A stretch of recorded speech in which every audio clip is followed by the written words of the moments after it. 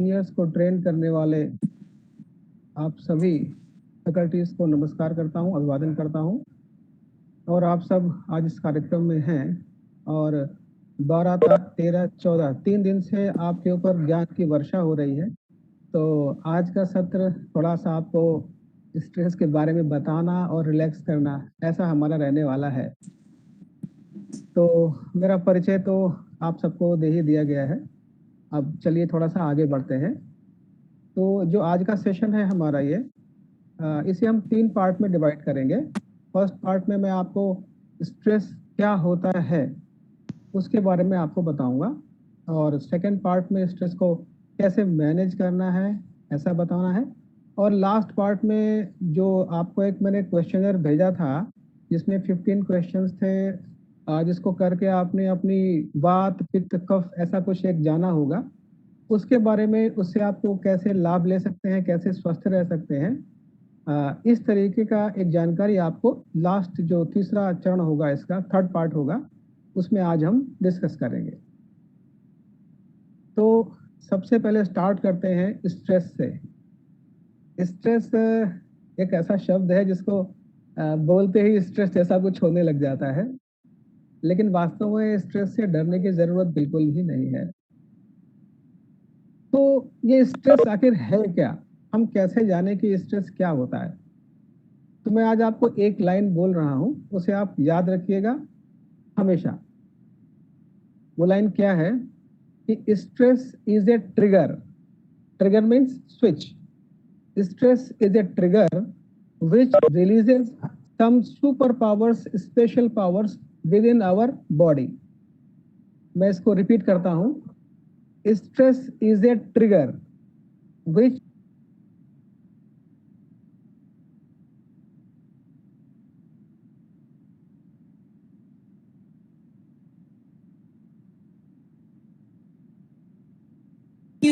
Sir, we cannot hear you. I suppose you have you're muted. Sir? Dr. Sushant, sir, we cannot hear you this time. now you can hear me? Yes. तो okay, तो अभी तक आप मेरी बात नहीं सुन पाए, दोबारा से स्टार्ट करूं मैं? Yes. ओके। तो मेरा परिचय तो आप सबको दे ही दिया है। तो आज हम बात करेंगे स्ट्रेस के बारे में, और आज का जो सेशन है 3 पार्ट में हम डिवाइड कर रहे हैं इसको। फर्स्ट पार्ट हमारा रहेगा जिसमें स्ट्रेस के बारे में मैं आपको बताऊंगा, सेकंड पार्ट में स्ट्रेस मैनेजमेंट के बारे में, और लास्ट पार्ट में जो वात पित्त कफ का परसेंटेज आप लोगों ने शायद निकाल लिया होगा अब तक अपने बॉडी का, एक क्वेश्चनर मैंने भेजा था, उसके बारे में आपको बताएंगे कि वो कैसे बना और कैसे आप अपने हेल्दी रहने के लिए उसका यूज कर सकते हैं। उसके पीछे की थोड़ी सी कहानी मैं आपको बताऊंगा।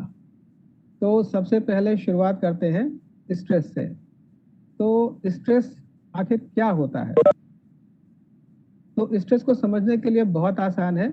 आप बिल्कुल, मैं एक लाइन बोलने जा रहा हूं, आप बिल्कुल उसे अपने दिमाग में बैठा कर रख लीजिए कि stress is a switch. Stress is a trigger और switch which releases some special powers within our body. एक बार फिर से बोलता हूं, stress is a switch which releases some special powers within our body. तो फिर डरने की जरूरत क्या है? बिल्कुल जरूरत नहीं है। अगर स्ट्रेस हमें कुछ सुपर पावर्स दे रहा है, हवा में उड़ने की नहीं, कुछ स्पेशल पावर्स दे रहा है, तो अच्छी बात है। तो इसमें डरने की कोई जरूरत नहीं है। पर कैसे, इसको थोड़ा सा समझेंगे। जब भी अपने जीवन में आमतौर पर 2 तरीके की अवस्थाओं में रहते हैं। एक तो इजी गोइंग लाइफ होती है, अपना खा रहे हैं, पी रहे हैं, अपना रूटीन का काम कर रहे हैं, रिलैक्स कर रहे हैं, सो रहे हैं, कोई प्रॉब्लम नहीं है, सब कुछ नॉर्मल चल रहा है, तो कोई दिक्कत भी नहीं है। दूसरी सिचुएशंस वो होती हैं जब हम अनईजी फील करते हैं। जब हम अनईजी फील करते हैं, कोई हमको टास्क मिल जाता है, चैलेंजिंग टास्क होता है, कोई डेंजर होता है, और भी कई तरह की सिचुएशंस ऐसी आ जाती हैं जो हमको अनईजी कर देती है, जो हमको कंफर्टेबल नहीं फील होती, उसमें हमको स्ट्रेस होता है। और वो स्ट्रेस करता क्या है? अगेन वो स्ट्रेस हमारी बॉडी में कुछ केमिकल्स को रिलीज करता है जो हमें स्पेशल पावर्स देते हैं, ताकि जिस वजह से स्ट्रेस हमको हुआ है उसको हम कॉप अप कर सकें, उससे हम मुकाबला कर सकें। वो हार्मोन्स होते हैं दो, जो स्ट्रेस की वजह से हमारी बॉडी में रिलीज होते हैं। एक होता है एड्रेनलिन और एक होता है कॉर्टिसोल। ये सब हमको स्पेशल पावर देने के लिए ईश्वर की व्यवस्था है हमारी बॉडी के अंदर। फॉर एग्जाम्पल मैं आपको बताऊं, बहुत ही आसान सा एग्जाम्पल है। आप सभी लोगों ने एग्जाम्स दिए ही हैं, हमेशा दिए हैं, और एक बहुत ही टफ सब्जेक्ट माना जाता है बेसिक्स ऑफ इलेक्ट्रिकल इंजीनियरिंग। इस सब से भी आप गुजरे ही होंगे।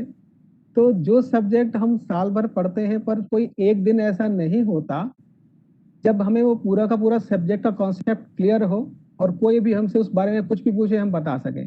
पर एग्जाम का दिन ऐसा दिन होता है जिस दिन हम सब कुछ एक्सप्लेन कर सकते हैं, एवरीथिंग, कुछ भी पूछ लो आप हमसे। तो ये अचानक कैसे एग्जाम के दिन हो जाता है? हाँ, आप पढ़ते हैं, बिल्कुल ठीक बात है, लेकिन ये एग्जाम का जो एक स्ट्रेस होता है ना, इसकी वजह से आपके अंदर जो कुछ स्पेशल पावर्स भगवान देते हैं कि आपको नींद कम हो जाती है, आपका फोकस बढ़ जाता है स्ट्रेस की वजह से, तो आप ज्यादा कंसंट्रेट होकर के पढ़ पाते हैं और उस चीज को यूटिलाइज कर पाते हैं। एक ही दिन में मोटी सी किताब पढ़ करके आप एग्जाम दे आते हैं। तो ये जो एग्जाम का स्ट्रेस है, ये पॉजिटिव है, कि हमारे हित में है, पर हमको समझने की जरूरत है। ये यूं ही नहीं कि हमने प्रैक्टिस कर लिया और हम पास हो गए। ये स्ट्रेस होता है, विज्ञान के दृष्टिकोण से ये एक स्ट्रेस होता है। दूसरा मैं आपको एग्जांपल लेता हूँ एक। अभी मैं उस दिन टीवी देख रहा था, तो अमेरिका का एक दृश्य दिखा रहे थे कि वहां पर एक काफी वजनदार मोटर कार थी। उसके पास में एक महिला खड़ी हुई थी। वो उसकी उम्र लगी होगी लगभग 55 ईयर्स के आसपास रही होगी। उसका बेटा कार के नीचे कुछ काम कर रहा था और कुछ दुर्घटनावश वो कार नीचे को हो जाती है, वो दब जाता है उसका बेटा। अभी वो महिला आसपास चिल्लाती है कि कोई बचाओ बचाओ, पर कोई सुनता नहीं, वहां पे कोई आसपास नहीं होता है। तो उस महिला को लगता है कि अब कुछ करना ही करना है, मुझे ही करना है। तो विद इन सेकेंड्स वो उसके अंदर इतनी ताकत आ जाती है कि वो उस इतनी भारी भरकम कार को इतना ऊपर उठा लेती है कि उसका बेटा कम से कम बाहर आ सकता है। फिर बाद में मीडिया चैनल्स वाले जाते हैं, वो कहते हैं कि अरे कैसे हो गए, पॉसिबल नहीं है। ठीक बात है, ये सामान्य अवस्था में इतना शरीर में बल आना पॉसिबल नहीं है। यही स्ट्रेस का फायदा होता है। उस लेडी ने स्ट्रेस लिया और उसका यूज किया और अपने बेटे की जान बचा ली। मैं एक एग्जांपल आपको और देता हूँ। हम लोग आए दिन न्यूज़पेपर्स में पढ़ते हैं कि एक महिला घास काटने के लिए जंगल में जाती है। घास काटने वाला उसके पास एक औजार होता है, हम लोग हंसिया दराती ऐसे बोलते हैं उसको।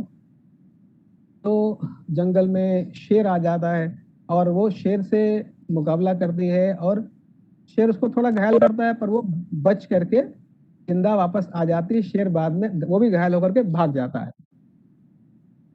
अब जरा आप कल्पना कीजिए कि आप जू में हैं, एक बंद कटघरे में, केज में एक लायन है, एक शेर है। आप उसको देखते हैं तो आप कल्पना नहीं कर सकते हैं कि अगर मैं भी इस कटघरे में चला जाऊं तो क्या होगा। आपको डर जाते हैं। तो जो जंगल में महिला घास काटने गई है, उसको कोई शेर से लड़ने का प्रशिक्षण नहीं मिला हुआ है, लेकिन फिर भी जो स्ट्रेस होता है, जो डेंजरस सिचुएशंस में हमारी रक्षा के लिए एक ईश्वर की दी हुई व्यवस्था है, हम उसका यूज करते हैं। तो हमें समझने की जरूरत है कि स्ट्रेस इज माय फ्रेंड। हम स्ट्रेस हमारा दोस्त है और वो एक नेचुरल प्रोसेस है।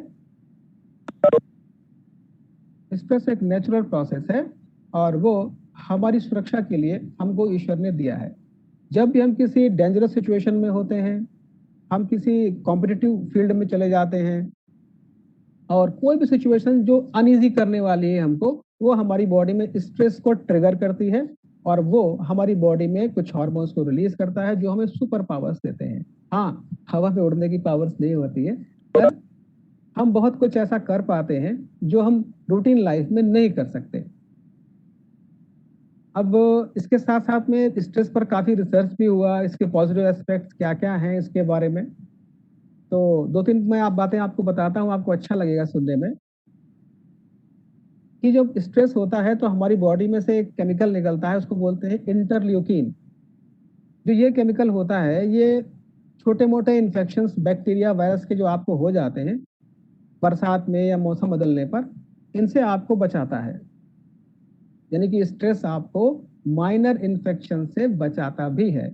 यहाँ पे आपको मजे की बात बताएं कि जो ये इंटरल्यूकिन नाम का केमिकल निकलता है स्ट्रेस होने के बाद में, ये आयुर्वेद में एक च्यवनप्राश होता है, उसको खाने से भी ये इंटरल्यूकिन्स निकलते हैं और आपको हेल्प करते हैं।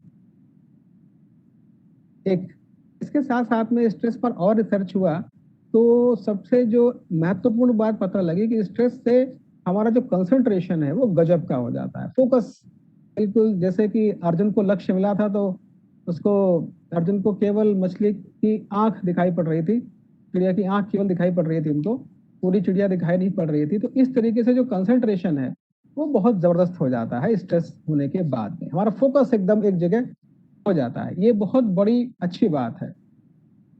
और भी रिसर्चेस हुए हैं, उनमें पाया गया है कि जो बार बार स्ट्रेस जिनको होता है लाइफ में, वो अपेक्षाकृत बाकी लोगों की अपेक्षा शारीरिक और मानसिक रूप से वो थोड़ा सा टफ हो जाते हैं, मजबूत हो जाते हैं। और एक जॉन हॉपकिंस इंस्टीट्यूट है विदेश में, उसका भी एक रिसर्च है कि जो प्रेगनेंसी के दौरान जो गर्भवती महिलाएं हैं जिन्होंने मॉडरेट स्ट्रेस लिया, बहुत ज्यादा नहीं, मॉडरेट स्ट्रेस लिया, जो उनके बच्चे हुए, जिन्होंने जन्म लिया, उनके अंदर जो डेवलपमेंट हुआ वो थोड़ा सा जल्दी हुआ। यानी कि बच्चे जन्म लेते हैं, फिर बैठना सीखते हैं, खड़े होना सीखते हैं, बोलना सीखते हैं, हाथ से खाना सीखते हैं। तो ये जो क्रियाएं होती हैं, डेवलपमेंटल जो बिहेवियर होता है बच्चों का, ये उन लोगों ने इस चीज को जल्दी सीख लिया जिन बच्चों की माताओं ने थोड़ा सा मॉडरेटेड स्ट्रेस लिया था। तो इतनी सब बातें मैं आपसे क्यों बता रहा हूँ, इसका मकसद सिर्फ इतना है कि आप ये जाने कि stress is our friend when we are in emergency. Stress is our friend. तो आप सब विद्वान हैं, तो आप सबसे इस बात को कहने का उद्देश्य सिर्फ इतना है कि स्ट्रेस को आप अपने लिए इस्तेमाल कीजिए। जब भी आपको जरूरत हो तो आप स्ट्रेस को इस्तेमाल कीजिए, और परेशान होने की बिल्कुल जरूरत नहीं है क्योंकि स्ट्रेस आपका दोस्त है। तो एक लाइन जो मैंने पहले बोली थी, मैं फिर से उसको रिपीट कर रहा हूं, आप उसे याद रखिएगा कि stress is a trigger which releases some special powers within our body. Okay, तो मैं समझता हूं कि अभी तक आप इतना तो समझ ही गए होंगे कि जो स्ट्रेस है वो हमारे लिए जरूरी है। अगर स्ट्रेस नहीं होगा और हमारे घर में चोर आ गए तो हम तो आराम से सोते रहेंगे। हम जल्दी से फटाफट उठ करके पुलिस को फोन भी नहीं करेंगे, आराम से धीरे धीरे अपना काम करेंगे। तो स्ट्रेस हमारे लिए बहुत जरूरी है, जो हमको बहुत सारी जो विपरीत परिस्थितियां हैं, एडवर्स कंडीशंस हैं, उनसे हमको बचाने में हमको कुछ स्पेशल पावर्स देता है। तो स्ट्रेस इज गुड। तो फिर प्रॉब्लम कहाँ आती है, आखिर ये स्ट्रेस मैनेजमेंट जैसा विषय कहाँ से आ जाता है? तो स्ट्रेस अच्छा तो है, लेकिन जब ये थोड़े समय के लिए होता है। अगर स्ट्रेस प्रोलॉन्ग्ड है, लंबा हो गया, तब फिर दिक्कत आनी शुरू हो जाती है, क्योंकि सुपर पावर्स को ज्यादा देर तक हमारा बॉडी संभाल नहीं सकता है। तो क्या होता है, जैसे कि अभी कोविड, पोस्ट कोविड बहुत से लोगों को स्ट्रेस हो रहा है। मेरे क्लिनिक में बहुत तरह तरह के रोगी आ रहे हैं जो अलग अलग सिम्टम्स के साथ आ रहे हैं।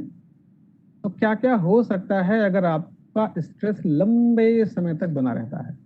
अब इस बात को जानने की जरूरत है। स्ट्रेस में सबसे पहले तो जो हमारा फोकस है वो एक जगह से हट जाता है। लंबा स्ट्रेस होता है तब, माने 1 महीना, 2 महीना, 3 महीना, ऐसे लगातार कई महीने तक स्ट्रेस रहता है, तब फिर दिक्कतें आती हैं। तो वो क्या क्या होती है दिक्कतें? एक तो आपका फोकस जो है वो शिफ्ट हो जाता है। आप खड़े हैं, कुछ काम कर रहे हैं, आप अचानक आपके हाथ पांव रुक जाते हैं, आप दिमाग आपका कहीं और चला जाता है, यानी कि आपका फोकस अपनी जगह से हट जाता है। और क्या क्या होता है, किसी को अगर स्ट्रेस लंबे समय तक रहा है तो नींद अच्छी नहीं आती है, स्लीपलेसनेस की कंडीशन आने लग जाती है। किसी किसी को स्ट्रोक भी हो जाता है, उसकी स्ट्रोक अगर टाइमली ट्रीटमेंट नहीं मिला तो डेथ भी हो जाती है उसमें। और इसमें लोगों को जो स्ट्रेस लेते हैं काफ़ी लंबे समय तक उनको हार्ट अटैक हो सकता है, ब्लड प्रेशर बढ़ा हुआ हो सकता है, ब्लड शुगर बढ़ा हुआ हो सकता है। और जो हमारी हड्डियां हैं, बोन्स हैं, उनमें से कैल्शियम रिलीज होकर के यूरिन के माध्यम से, पेशाब के माध्यम से बाहर निकलने लग जाता है। तो धीरे धीरे हमारे शरीर में, हड्डियों में कैल्शियम की कमी भी हो जाती है। जो लोग बहुत लंबे समय तक स्ट्रेस में रहते हैं, कई बार पेशेंट हमारे पास आते हैं, बताते हैं डॉक्टर साहब मैं तो बस खड़ा ही था और खड़े खड़े मेरे वजन से ही मेरे जो पैर की हड्डी है उसमें फ्रैक्चर हो गया, ना कहीं टकराए, ना कहीं स्लिप हुए, ना कहीं गिरे, फ्रैक्चर हो गया खड़े खड़े। तो वो इसलिए क्योंकि बोन्स इतनी कमजोर हो गई कि पूरी बॉडी का वजन तक नहीं उठा पाई और फ्रैक्चर हो गया। तो इस तरीके की सिचुएशंस भी आती हैं। इसके अलावा कई लोग स्ट्रेस की वजह से ओवर ईटिंग करना शुरू कर देते हैं, ज्यादा मात्रा में खाना खाने लग जाते हैं, तो वजन बढ़ जाता है। वजन बढ़ने के बाद और दिक्कतें जो पैदा होती हैं वजन बढ़ने से, वो भी होने लग जाती हैं। इस तरीके से कई तरीके की समस्याएं आती हैं अगर स्ट्रेस प्रोलॉन्ग्ड हो जाता है तो, यानी कि कई महीनों तक लगातार ऐसी कंडीशन बनी रहे तब ऐसा होता है। अब इसके साथ साथ में मैं इन दिनों जो बताऊं पोस्ट कोविड, तो मेरे पास जो पेशेंट आ रहे हैं उसमें थायराइड के पेशेंट काफ़ी आ रहे हैं, जिनको हाइपर थायराइड या हाइपोथायराइड है। तो इस तरीके के केस भी मेरे पास आ रहे हैं। उन्होंने, किसी की जॉब चली गई, किसी के कस्टमर चले गए, किसी का अपना निकट का कोई नियर एंड डियर भगवान के पास चला गया, नहीं रहा, जीवित नहीं रहा। तो ऐसे लोगों को बहुत ज़्यादा स्ट्रेस हुआ। एक छोटी बच्ची है 10 साल की, वो मेरे पास आई। उसकी कोविड की वजह से उसकी माँ का देहांत हो गया। तो उस छोटी सी बच्ची का जो है थायराइड थायराइड उसका डिस्टर्ब हो गया। तो ऐसे कई केस हम लोग देख रहे हैं इन दिनों। तो अगर ये स्ट्रेस बहुत डीप और बहुत ज़्यादा लंबे समय तक रहता है, तब तरह तरह की सब परेशानियां, ये सब रोग हमको झेलने पड़ते हैं। और एक कहावत है कि stress is the main cause of any disease, every disease. यानी कि लगभग बहुत सारे ऐसे रोग हैं जिनका मूल कारण देखा जाए तो स्ट्रेस है। बहुत सारे इसलिए क्योंकि कुछ रोग तो स्ट्रेस से डायरेक्टली होंगे, फिर जब उससे बॉडी वीक हो जाती है तो उसके बाद जो सेकेंडरी रोग होंगे उनका भी मूल कारण तो स्ट्रेस ही आपको देखना पड़ेगा। इसलिए ये जो स्ट्रेस है, स्ट्रेस से हमको बचना जरूरी है। तो हम अपने आप को स्ट्रेस से सुरक्षित रखें, इस बात की जरूरत है। तो आज यहाँ तक कि मेरी जो आपको बातें बताई हैं, आपको इतना समझ में आ गया होगा कि स्ट्रेस थोड़े समय के लिए हमारा फ्रेंड है, पर लगातार लंबे समय तक ये हमारा सबसे बड़ा दुश्मन भी बन जाता है। तो आखिर हम क्या करें कि हमें स्ट्रेस ना हो, और अगर हो गया है तो हम उससे अपना बचाव कैसे करें, अपनी सुरक्षा कैसे करें, हमें कोई रोग और ना पैदा हो, स्ट्रेस हमारा जल्दी ठीक हो जाए, हम क्या करें उसके लिए। तो अब जो मैं आपको बताने जा रहा हूँ वो सिर्फ आपको स्ट्रेस से बचाएगा ही नहीं, वो स्ट्रेस का इलाज भी करेगा। यानी कि अगर आप स्वस्थ अवस्था में, आप अभी हेल्दी हैं, आप उसे करते रहेंगे तो आपको स्ट्रेस होगा नहीं। और स्ट्रेस अगर हो जाता है या बाई चांस अभी आपको स्ट्रेस है और आप उन चीज़ों को करेंगे तो आप स्ट्रेस से, आपको रिलैक्सेशन मिल जाएगा, आप बच जाएंगे, उसकी जो प्रॉब्लम आने वाली है वो आपको नहीं होगी। तो आयुर्वेद में जब भी हम स्वस्थ होने की बात करते हैं तो सबसे पहली चीज आती है आहार। आहार क्यों? हमारा शरीर आहार से ही बनता है। हवा तो अंदर जाती है, कार्बन डाइऑक्साइड लेकर बाहर चली जाती है, पर हमारा शरीर जो पूरा बनता है वो आहार से ही बनता है। आहार में अलग अलग गुण होते हैं, हर आहार के अपने गुण होते हैं। तो क्या खाएं और क्या ना खाएं, ये सबसे पहला जानना हमारे लिए जरूरी है, जो हमें स्ट्रेस से बचाए और हो तो उसे ठीक करे। तो सबसे पहला, लाइट डाइट, हल्का भोजन लीजिए। और हाँ, यहाँ मैं आपसे कहूँगा जो भारतीय पारंपरिक भोजन है उसका इस्तेमाल आपको जरूर करना चाहिए। जो फास्ट फूड है, जो हाई कैलोरी फूड है, उससे आपको बचाव जरूर करना चाहिए। जो भारतीय परंपरा भोजन की है उसमें भोजन की गुणवत्ता बनी रहती है, आपके शरीर को स्वस्थ रखने में सहायता मिलती है। इसलिए जो भोजन की परंपरा आप रखें बेसिकली वो भारतीय परंपरा रखें। कभी कभार कुछ बाहर खाना हो एक अलग विषय हो जाता है, मनोरंजन का विषय हो जाता है, लेकिन कोशिश करें कि अपने घर में आप हमेशा जो भारतीय परंपरा जो भी आपके क्षेत्र में हो, आप दक्षिण में रहते हो, साउथ में हो, नॉर्थ में हो, जो भी आपके रीजन में फूड हैबिट्स जो हमारी ट्रेडिशनल हैं उनको आपको फॉलो करना चाहिए। ये मैं आप सबसे कहना चाहूँगा। अच्छा, मैंने अभी कहा कि आपको लाइट डाइट लेनी है।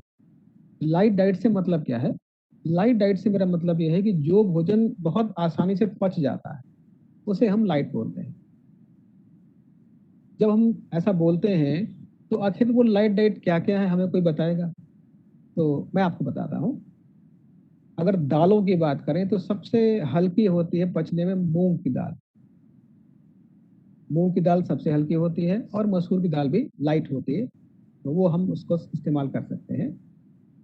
और उसके अलावा जो सब्जियों की हम बात करें, वेजिटेबल्स की हम अगर बात करते हैं तो आपका जो बॉटल गार्ड है, लौकी है, लौकी को लाऊ बोलते हैं, कहीं कहीं अलग अलग जगह अलग अलग भाषाओं में उसका अलग अलग नाम होता है, तो जो दूधी बोलते हैं कहीं पर उसको। तो जो ये बॉटल गार्ड है ये हम इसके इस्तेमाल करें, पंपकिन का इस्तेमाल इस्तेमाल करें, लौक, तरोई आदि जो हम लोग सब्जियां होती हैं हमारे आसपास उसका हम यूज़ करें। तो जो ये सब सब्जियां होती हैं ये भी पचने में हल्की होती हैं। तो और चावल जो राइस होता है, राइस भी पचने में मीडियम होता है, बहुत भारी नहीं होता। राइस आप इस्तेमाल कर सकते हैं, पतली रोटियां इस्तेमाल कर सकते हैं। तो ये जो लाइट डाइट है इसको लेना ज़रूरी है। अच्छा, इसके साथ साथ में जो गाय का घी है और गाय का दूध है, अगर आपको उपलब्ध हो पाता है तो स्ट्रेस से बचाने में और स्ट्रेस से आपकी रक्षा करने में वो मदद करता है। अभी घी का नाम लेने पर अभी भी कई लोगों को उससे डर लगता है, पर उसे डरने की ज़रूरत बिल्कुल भी नहीं है। ये साइंटिफिकली प्रूव हो चुका है कि जो घी है, घी मोटापा बढ़ाता नहीं है पहली बात, मोटापे को घटाता है, इस पे रिसर्च हो चुका है। और इसके साथ साथ में ये कोलेस्ट्रॉल को बढ़ाता नहीं है, ये कोलेस्ट्रॉल को, बैड कोलेस्ट्रॉल को घटाता है, गुड को बढ़ाता है। ठीक, तो इसलिए घी, जो गाय गाय के घी की मैं बात करूं तो ये आपके लिए दवा है, औषधि है, आहार भी है, टॉनिक भी है। इसलिए घी से डरने की जरूरत नहीं है, घी को खुश होकर के खाइए। खास तौर पर जो लोग ब्रेन का काम करते हैं, जैसे आप सभी लोग हैं, आप पूरे भारत के जो इंजीनियर्स हैं, जो बच्चे पढ़ रहे हैं, उन सबको आप सब आकार दे रहे हैं, शेप दे रहे हैं, आप सब शिल्पी हैं उनके। तो आपको बहुत ज़रूरत है घी का इस्तेमाल करने की। अभी घी कितना खाएं ऐसा कई लोग पूछने लगते हैं। तो सामान्य रूप से 3 चम्मच तक घी पूरे दिन में आप आराम से खा सकते हैं, जितना आप लोगों का मानसिक कार्य रहता है उसके हिसाब से। घी अच्छा है पर हर किसी भी चीज़ की अति नहीं होनी चाहिए। कई लोग तला खाना, बहुत फ्राइड फूड पसंद करते हैं, तो पूड़ी पराठे, तो इस तरीके से अगर आप गाय के घी का इस्तेमाल करने लग जाएंगे तो वो भी आपको नुकसान करेगा। तो अति सर्वत्र वर्जयते, यानी कि कोई भी चीज़ हो उसको एक सीमा तक ही हमारे लिए अच्छी है, सीमा से ज़्यादा हमारे लिए वो नुकसानदायक ही होती है। इस बात का हमेशा ध्यान रखें। चाहे कोई चीज़ हो, पानी भी है, एक सीमा से ज़्यादा वो भी नुकसान करता है। मात्रा का ध्यान हमें हर भोजन में, हर आहार में रखना चाहिए। अच्छा, रात को दाल का सेवन यानी प्रोटीन का सेवन नहीं करें। रात को प्रोटीन का सेवन करने से, ये तो खैर हमारी भारतीय परंपरा में रात को दाल का सेवन करते भी नहीं है, परंतु अब परंपराएं मिक्स होने लगी हैं, बाहर की परंपराएं आने लगी हैं, या कई बार परंपराएं ट्रांसफर नहीं हो पाती, बच्चे बाहर पढ़ने चले जाते हैं। तो इन कारणों से बहुत से लोगों ने रात को भी प्रोटीन डाइट लेना शुरू कर दिया है। ये अच्छी बात नहीं है। आज वैज्ञानिक रिसर्च भी बताते हैं कि अगर आप रात को दाल खाते हैं या प्रोटीन का सेवन करते हैं तो आपको मधुमेह यानी कि डायबिटीज, हाई ब्लड प्रेशर और कोलेस्ट्रॉल की शिकायत आपको हो सकती है। ये आधुनिक विज्ञान कहता है, हम लोग तो खैर बहुत समय से कहते हैं इस चीज़ को। तो रात को प्रोटीन डाइट ना लें। प्रोटीन में दालें भी आती हैं आपकी, और पनीर है, दही है, ये रात को नहीं खाना है आपको। और इसके साथ साथ में जो लोग नॉन वेज खाते हैं, नॉन वेज जो है ये थोड़ा सा, अगर आपको स्ट्रेस ज़्यादा है तो आपको इस पैटर्न से आपको हटना पड़ेगा, क्योंकि ये सब पचने में काफ़ी भारी होते हैं और जो हमारे मन में कुछ दोष होते हैं उनको वो बढ़ा देते हैं। इसलिए जब आपको स्ट्रेस लगे या आपको लगे कि आप स्ट्रेस में आ सकते हैं, तब आप नॉन वेज का इस्तेमाल ना करें। इसके अलावा अगर आपको कोई एडिक्शन है, मान लीजिए आपको खैर नहीं होगा, आप सब विद्वान लोग हैं, अगर किसी को कोई एडिक्शन होता है, कोई स्मोकिंग करता है या टोबैको च्यूइंग करता है या अल्कोहल लेता है, तो ये जो चीज़ें होती हैं, अगर कोई व्यक्ति एडिक्शन में है और उसको स्ट्रेस हो गया है, तो ये मान के चलिए कि उस सबसे पहला जो उसका दिमाग जाता है वो एडिक्शन की तरफ जाता है, वो एडिक्शन और बढ़ जाता है। मान लीजिए कोई व्यक्ति स्मोकिंग कर रहा है, उसको किसी वजह से स्ट्रेस है, तो फिर ऑफिस से बाहर जाकर के एक दो सिगरेट लगा करके आएगा, फिर अपना काम करेगा। माने अगर आप स्ट्रेस, सॉरी आप नहीं, आप तो विद्वान लोग हैं, आप स्ट्रेस नहीं होगा, ईश्वर करे। जो भी और कोई है जिसको स्ट्रेस होता है और उसको एडिक्शन है, तो वो निश्चित रूप से वो एडिक्शन और बढ़ने वाला है। इसलिए बुद्धिमानी यही है कि अगर आपको मैं फिर कह रहा हूँ, अगर किसी को स्ट्रेस होता है तो जो अल्कोहल है, टोबैको है या स्मोकिंग है, सबसे पहले इसको आप किनारे कर दीजिए। यहाँ तक कि चाय की मात्रा भी आपको सीमित रखनी चाहिए। मैक्सिमम 2 चाय बहुत है सुबह शाम, गर्मियों में चाय की जरूरत होती भी नहीं है। खैर, पर जो भी एडिक्शन है, सबसे पहले आपको उसको किनारे करना पड़ेगा अगर आपको लगता है कि आप स्ट्रेस में आ रहे हैं। तो ये थोड़ा सा आहार हमें कैसा लेना चाहिए और क्या चीजें हमें नहीं खानी चाहिए, इसके बारे में मैंने आपको एक जनरल थोड़ा सा बताया। अच्छा, आहार के बाद, ये तो आहार का हो गया। अब आहार में वैसे और भी कई कॉन्सेप्ट्स हैं, पर फिलहाल जो जिन जनरल कॉन्सेप्ट है वो मैंने आपको बताया है। अच्छा, आहार के बाद हम बात करेंगे जो दिनचर्या में हमारी और चीजें होती हैं जो स्ट्रेस को घटा सकती हैं। उसमें सबसे इंटरेस्टिंग और बहुत से लोगों का पसंदीदा विषय होता है संगीत, म्यूजिक का। तो जो म्यूजिक है, म्यूजिक बहुत हेल्प करता है स्ट्रेस को भगाने में। तो आपने देखा होगा बहुत से लोग ऐसे होते हैं जो म्यूजिक के शौकीन भी बोले जाते हैं, या जब भी उनको कोई स्ट्रेस होता है, कोई विशेष गाना या कोई धुन, ऐसा मेलोडी कोई सुन लेते हैं और तो फिर अपने आप को रिलैक्स कर लेते हैं। अच्छा, तो जो म्यूजिक है, अगर आपको किसी को स्ट्रेस हो तो म्यूजिक बहुत हेल्प करता है। और यहाँ पर मैं बात करूंगा, जब म्यूजिक की बात करता हूँ, तो जो शास्त्रीय संगीत, क्लासिकल म्यूजिक है हमारे भारत का, चाहे किसी भी क्षेत्र का हो, विशेष रूप से जो इंस्ट्रूमेंटल म्यूजिक है, इंस्ट्रूमेंटल से मेरा मतलब है कि फ्लूट है, सितार है, तबला है, सारंगी है, इस तरीके के जो ये संतूर बोलते हैं वो है, जल तरंग ऐसे बजाते हैं पानी के पॉट रखकर। तो इस तरीके से जो इंस्ट्रूमेंटल म्यूजिक है, जो भारतीय क्लासिकल है, उसको अगर आप सुनते हैं, आप उसको ये सुन करके नहीं सुनिए कि हमें तो इसमें कुछ समझ में नहीं आता। कुछ समझने की जरूरत नहीं है।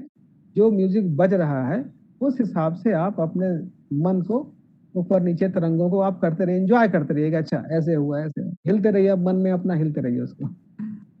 मेरे लिए कहना आसान है कि मन में हिलते रहिए, इसको समझाना जो आप सुनोगे तो आप खुद समझ जाओगे कि आप आंखें बंद करके लेट जाओ, म्यूजिक ऑन करके, जैसे जैसे म्यूजिक की लहर लहर जो उसकी वेव्स हैं ऊपर नीचे होती हैं, उस हिसाब से ही आपको अपने मन को करना चाहिए। उसे धीरे धीरे मन रिलैक्स होने लग जाता है और जो स्ट्रेस है वो आपका समाप्त हो जाता है। अच्छा, जब हम म्यूजिक की बात करते हैं तो रागों की बात आती है, और रागों में एक राग होता है राग दरबारी। जो राग दरबारी होता है ये स्ट्रेस के लिए बहुत अच्छा है। और आपको शायद जान करके अच्छा लगे या सुखद आश्चर्य हो कि जो भारतीय सिनेमा है, जिसको हम बॉलीवुड नाम से जानते हैं, उनमें जो गीत लिखे जाते हैं, गाए जाते हैं, उनकी जो धुन होती है, बहुत सारी संख्या में ऐसे जो है गीत हैं जिनमें राग दरबारी का प्रयोग किया गया है। तो जो राग दरबारी है, जैसे कि सत्यम शिवम सुंदरम करके एक लता जी का एक गाना है, तो उसको जब हम सुनते हैं तो वो भी राग दरबारी पे बना हुआ है, तो वो भी हमको बहुत ही रिलैक्स करता है। इसलिए आप बहुत सारे म्यूजिक एप्लीकेशंस मोबाइल में आजकल रहते ही हैं, आप उसको देख सकते हैं और उसमें चूज कर सकते हैं राग दरबारी या ऐसा कुछ, उसको भी आप सुन सकते हैं। तो जो म्यूजिक है ये बहुत बहुत हेल्प करता है। और शायद इसीलिए जो भारतीय सिनेमा है उसके गाने देश विदेश में जाने जाते हैं, भले ही लोग उसको समझ पाते हैं नहीं समझ पाते हैं। तो शास्त्रीय धुनों का बहुत इस्तेमाल हमारे सिनेमा में भी किया जाता है, तो आप उसका इस्तेमाल करें, ये बहुत अच्छा है। लेकिन मेरी राय है कि आप जो भारतीय क्लासिकल संगीत है या फिर आपकी रुचि का जो भी संगीत हो, अगर आपकी रुचि कहीं विशेष है तो आप बिल्कुल आप उस हिसाब से सुनिए, नहीं तो जो इंडियन क्लासिकल है बहुत हेल्प करता है, आप उसको जरूर सुनिए, विशेष रूप से राग दरबारी। अब दिनचर्या में ही हमारे हम लोग परफ्यूम यूज करते हैं, डिओडोरेंट यूज करते हैं। तो एरोमा थेरेपी नाम से एक नई जो है एक चिकित्सा की एक नई विधा भी आजकल प्रचलित हो गई है। तो इसमें होता क्या है, जो स्मेल होती है, अब उससे भी स्ट्रेस दूर होने में मदद मिलती है। पर समस्या एक बड़ी ये आ रही है कि जो मार्केट में अगर आप जाओ तो पूरा मार्केट जो सिंथेटिकली प्रिपेयर्ड जो स्मेल्स हैं, डिओडोरेंट हैं, वो सब मार्केट में उपलब्ध रहते हैं। लेकिन अगर आप जो प्राकृतिक रूप से बना हुआ सुगंध है, जैसे हम इत्र के नाम से जानते हैं या उसे कहीं अतर भी ऐसे बोलते हैं, तो जो ये होता है ये बेस्ट होता है। अच्छा, जो परफ्यूम हमारे पास होते हैं, शीशी में होते हैं, वो परफ्यूम आमतौर पर अल्कोहल सॉल्वेंट के रूप में यूज करते हैं, उसमें फ्लोरल एक्सट्रैक्ट को डालते हैं। तो जो ये बड़े महंगे महंगे से परफ्यूम आते हैं, वो उसमें अल्कोहल होने के कारण थोड़ी उसकी गंध तीखी होती है, तो उसका पर्पज अलग होता है। उसका पर्पज है कि दूसरों को महक आए, आपके पास से सुगंध आए, बस ये मतलब होता है। लेकिन जब हम स्ट्रेस रिलीफ होने की बात करते हैं, स्ट्रेस को दूर करने की बात करते हैं, तब उसमें जो प्राकृतिक सुगंध है वही, केवल वही सुगंध हमारे काम आती है।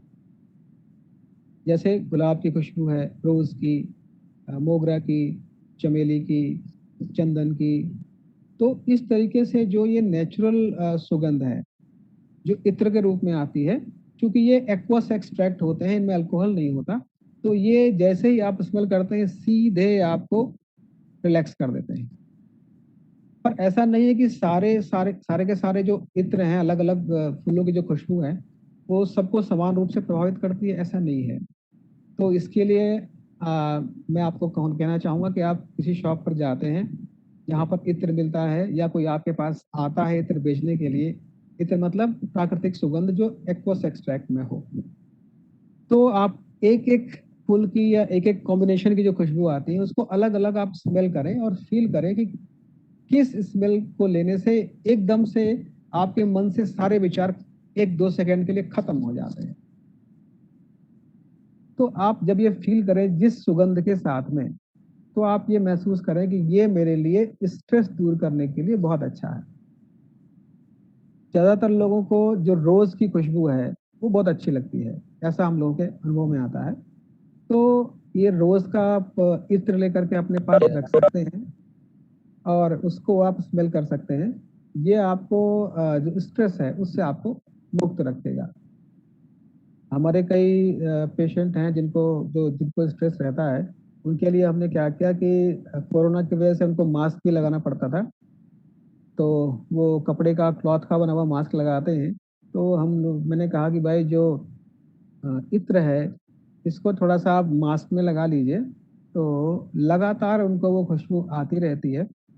तो उनका जो कोरोना की वजह से स्ट्रेस था कि कहीं कुछ मिस हैपनिंग ना हो जाए, कुछ प्रॉब्लम ना आ जाए, मुझे ये ना हो जाए, मेरे परिवार को ऐसा ऐसा जो एक मन में स्ट्रेस था, भय था, वो उनका दूर हो जाता था। और डीप ब्रीथ बीच बीच में कर लेते थे तो उनको मन रिलैक्स हो जाता था। लेकिन यहाँ पर ध्यान देने की बात यही है कि आपकी खुशबू बहुत सारी प्राकृतिक मिलेंगी, आपको पहले चूज करना है कि आपके लिए कौन सी खुशबू एकदम परफेक्ट है, जिसको स्मेल करते ही थोड़ी देर के लिए आपके सारे विचार शांत हो जाते हैं।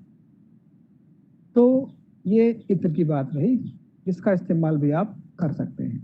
ध्यान रखिएगा, जो भी डिओडोरेंट हैं या सिंथेटिकली प्रिपेयर्ड परफ्यूम्स हैं या नेचुरल परफ्यूम भी हैं, लेकिन वो एक्वस एक्सट्रैक्ट में ना होकर के वो अल्कोहलिक एक्सट्रैक्ट में हैं, जो कि बड़े महंगे बेचे जाते हैं। टाइटन कंपनी है, बहुत सारी चार्ली बहुत सारी कंपनियां बेचती हैं, तो वो आपके मतलब के नहीं है, बिल्कुल मैं आपको स्पष्ट बता दूं। यहाँ पर मैं आपको बताना चाहूंगा कि जो श्री श्री रविशंकर जी हैं, श्री श्री श्री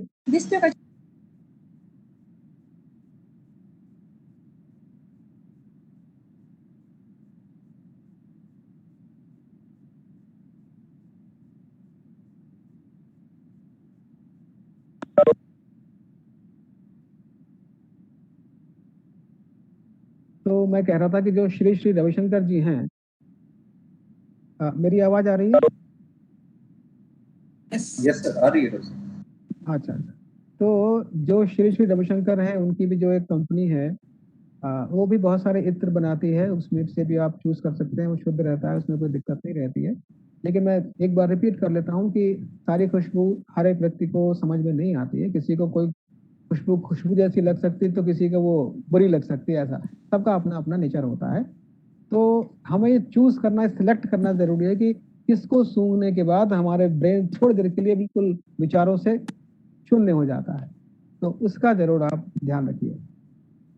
तो ये इस तरीके से रहा कि स्मेल के बारे में, सुगंध के बारे में। अच्छा, इसके अलावा जो सामान्य सी चीजें हैं, जैसे कि आपके दोस्त हैं, आप अपने दोस्तों को फोन कर सकते हैं, वो आपका स्ट्रेस को रिलीज कर देंगे। हाँ, बिल्कुल सच है। लेकिन एक समस्या इन दिनों आ रही है कि जो पहले वाली दोस्ती की एक परंपरा थी कि हम हमेशा बातचीत करते रहते थे, एक दूसरे के यहाँ आते जाते रहते थे, एक दूसरे के घर में बैठकर खाते पीते थे, या अपनी सारी की सारी बातें कोई शब्द शेयर करते थे अपने दोस्तों के साथ, और उनकी सब बातें हम सुनते भी थे।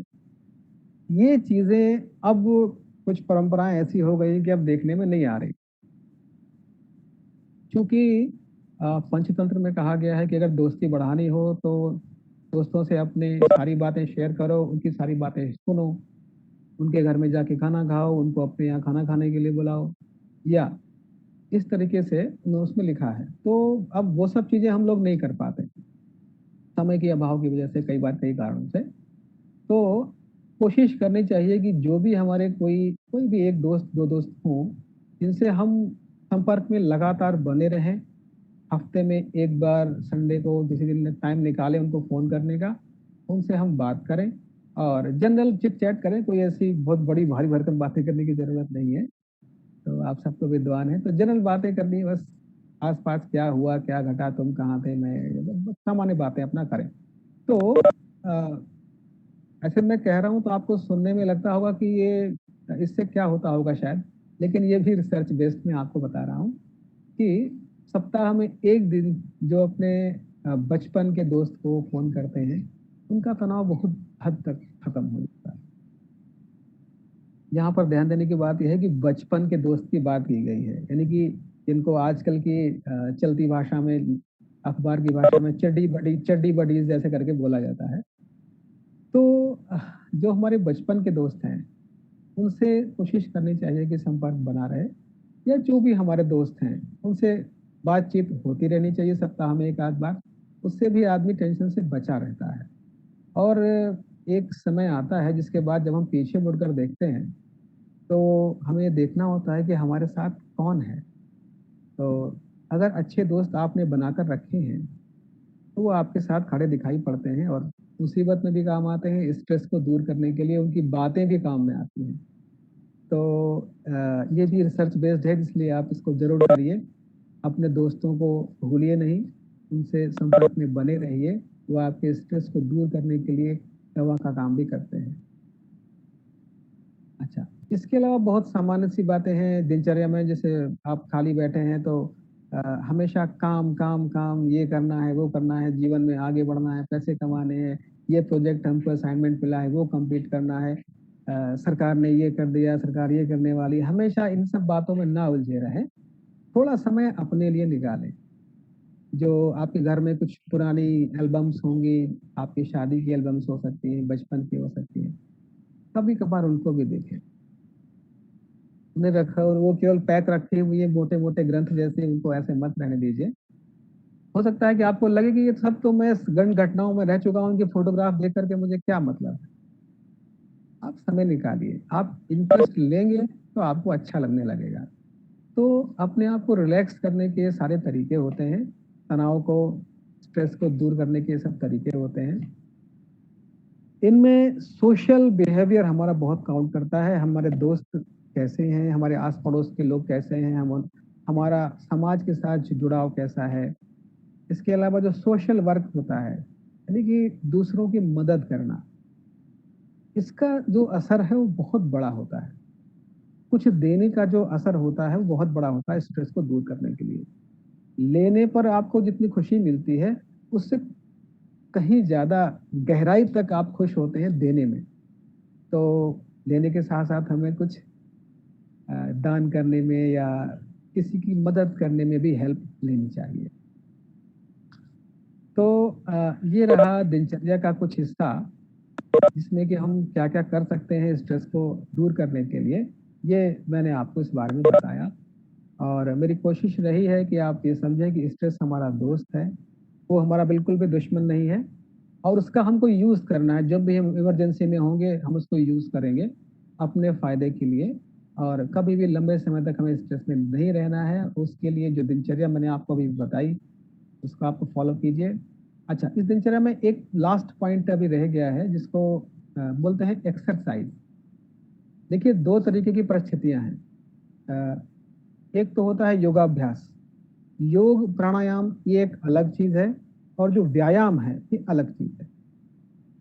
कई बार हम मिक्स कर देते हैं कि जो योगाभ्यास है वही प्राणायाम है, वही एक्सरसाइज़ है, ऐसा नहीं है। सॉरी।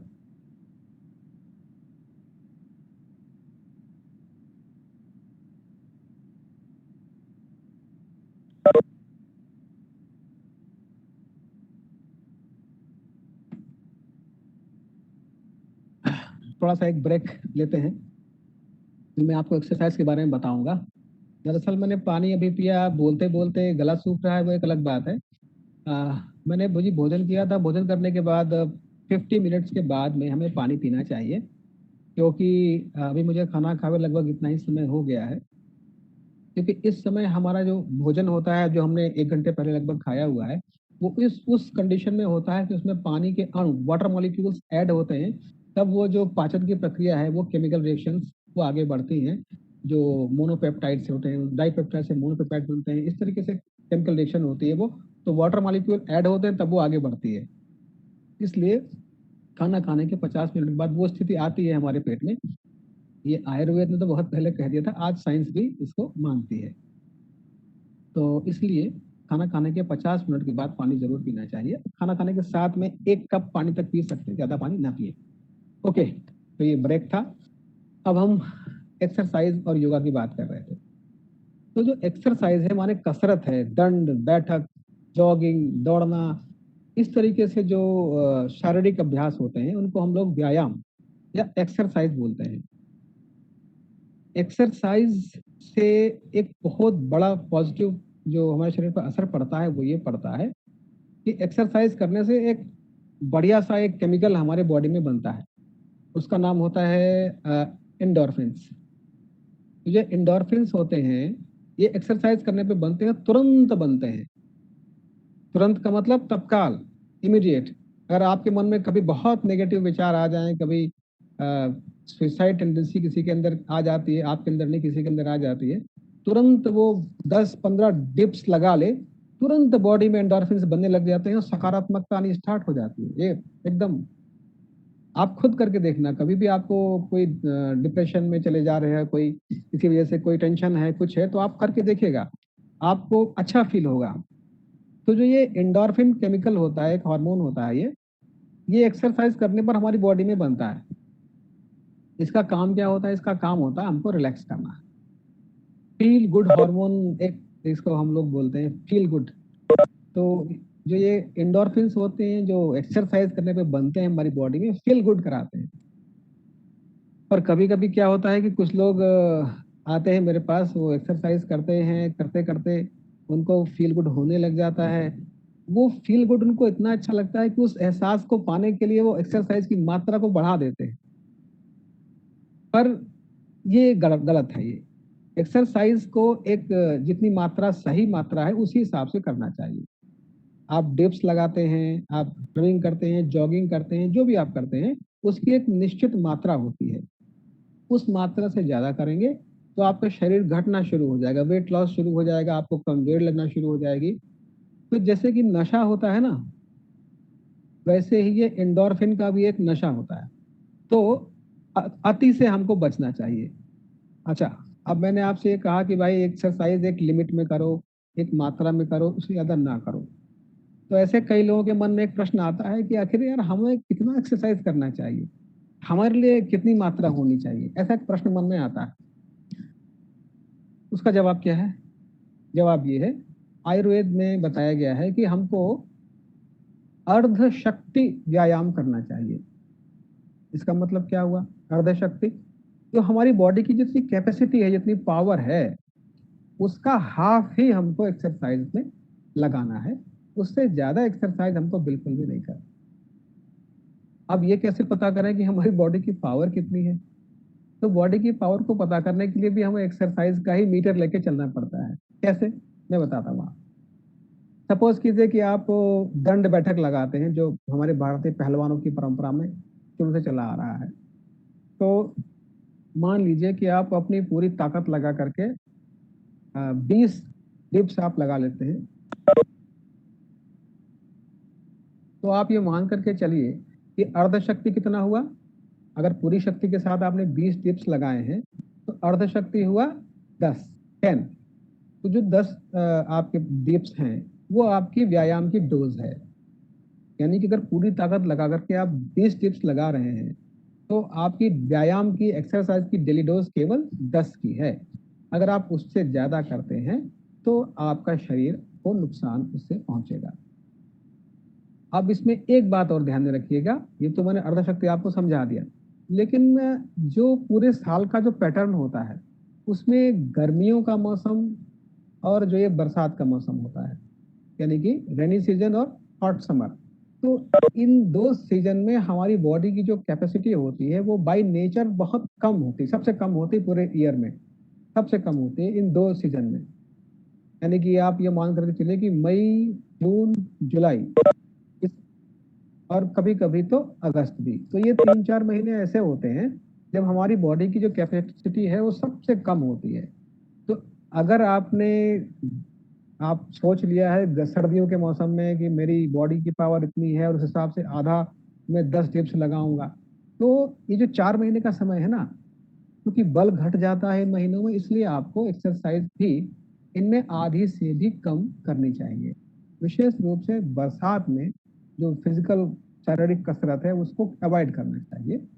उसके भी कई कारण हैं, अभी डीप में नहीं जाऊंगा, नहीं तो फिर विषय लंबा हो जाएगा, हम अलग दिशा में चले जाएंगे। तो विशेष रूप से वर्षा ऋतु में शरीर का बल सबसे कम होता है, इसलिए इस मौसम में आचार्य ने कहा है कि भाई एक्सरसाइज नहीं करो।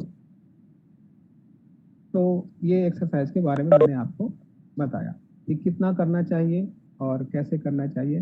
बाकी आप अपनी सुविधा के अनुसार जो भी एक्सरसाइज आपको अच्छी लगती है उसे आप चूज कर सकते हैं।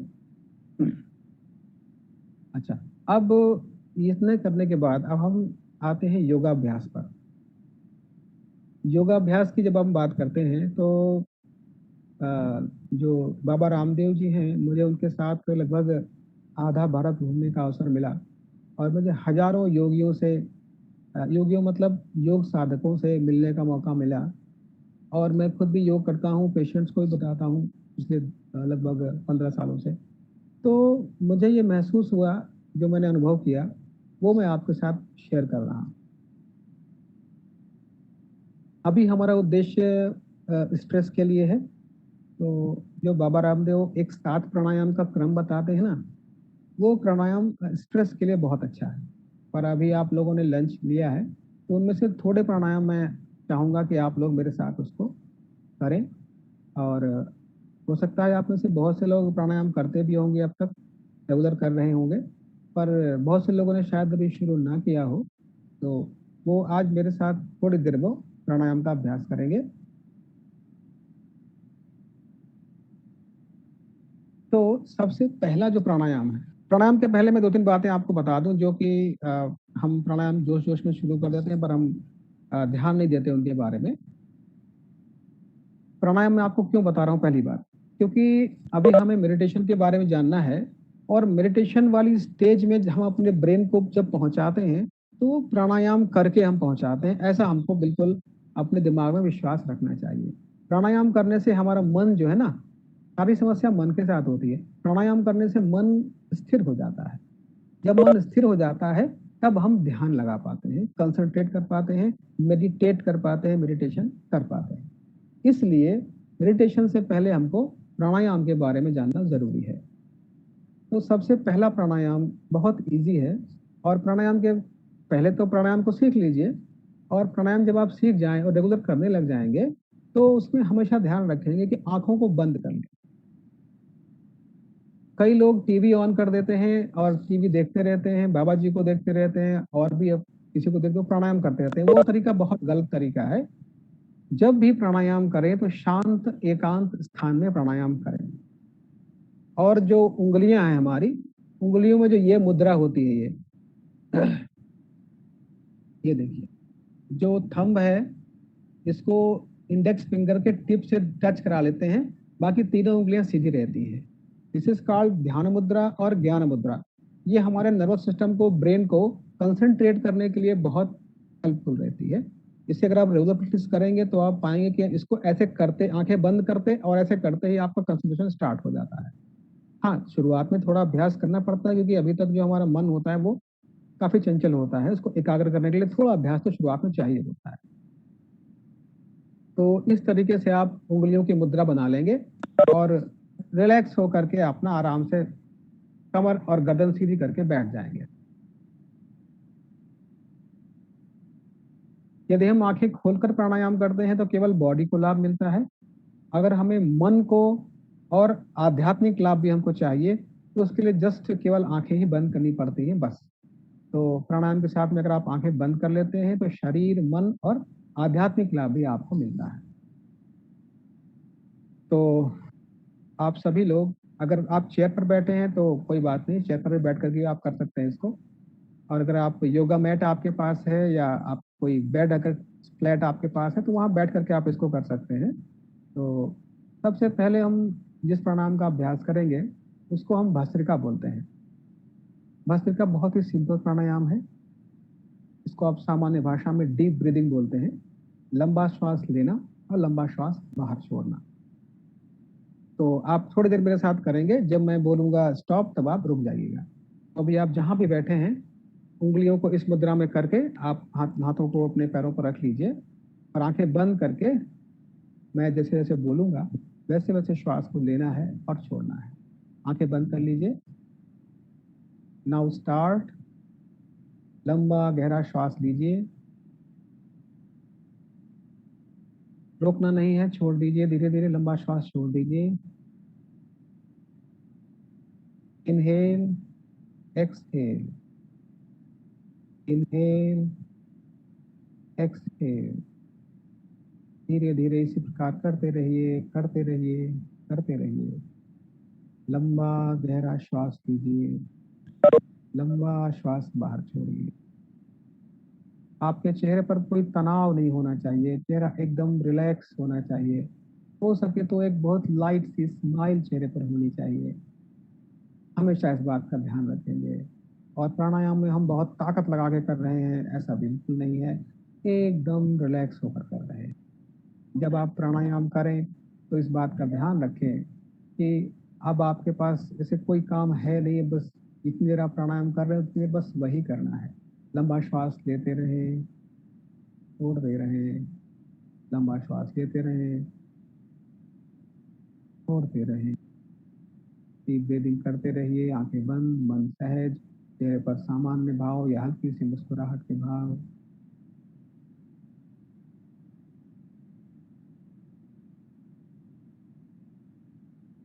लेते रहिए, श्वास लेते रहिए, छोड़ते रहिए। श्वास लें, लंबा श्वास लें, श्वास छोड़ दें। रुक जाइए, रुक जाइए। धीरे से अपनी आंखों को खोलिए। ये डीप ब्रीदिंग का अभ्यास था, इसको भस्त्रिका प्राणायाम बोलते हैं। इसको आप 2 मिनट 3 मिनट तक, कई बार बहुत ठंड का मौसम है तो ज़्यादा कर सकते हैं, इसको 5 मिनट भी कर सकते हैं। तो इसको करने से धीरे धीरे धीरे धीरे आपके शरीर में एनर्जी इकट्ठा होना शुरू हो जाती है, और मन में जो ऊहा-पोह चल रही होती है, जो हमारा मन कभी पॉजिटिव कभी नेगेटिव ऐसे चलता रहता है, तो वो चीज़ मन स्थिर होना शुरू हो जाता है धीरे धीरे धीरे धीरे। ऐसा नहीं है कि शुरुआत में सब कुछ हो जाता है, अभ्यास से होता है, अभ्यास। Practice, practice, practice. Regular practice करेंगे, कुछ आपको ये इसके रिजल्ट्स मिलने में 2-3 महीने का समय लगता है मैक्सिमम।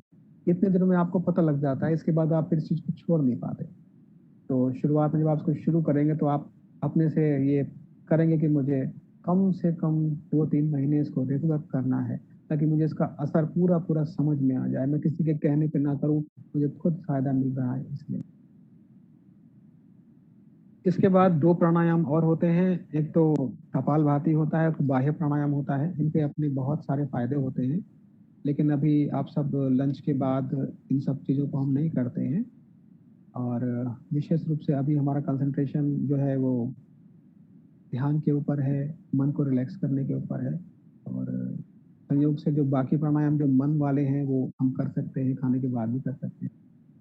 तो उनमें से जो बाद इसके बाद जो प्राणायाम अभी हम करेंगे उसको अनुलोम-विलोम प्राणायाम बोलते हैं। तो ये अनुलोम-विलोम प्राणायाम है, इसको कैसे करते हैं इसको समझते हैं। राइट हैंड को यूज़ करते हैं, राइट हैंड से राइट थंब से राइट नॉस्ट्रिल को हम बंद करते हैं, और लेफ्ट से इनहेल करके हम इसकी शुरुआत करते हैं। अभी आप केवल देखिएगा, जब मैं बोलूँगा मेरे साथ करने को, तब आप मेरे साथ कर सकते हैं। अभी आप एक बार समझ लीजिए इसको, अगर आप पहले भी करते हैं तो भी एक बार देख लीजिए। तो राइट थंब से आपने राइट नॉस्ट्रिल को बंद किया और लेफ्ट से इनहेल किया,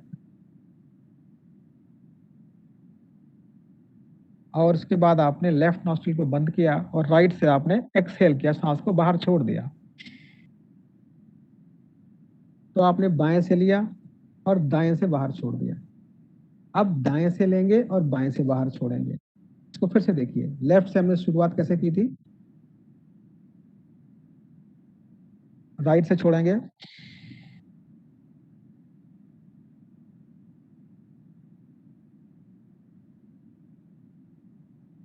तो लेफ्ट से लिया, राइट से छोड़ा,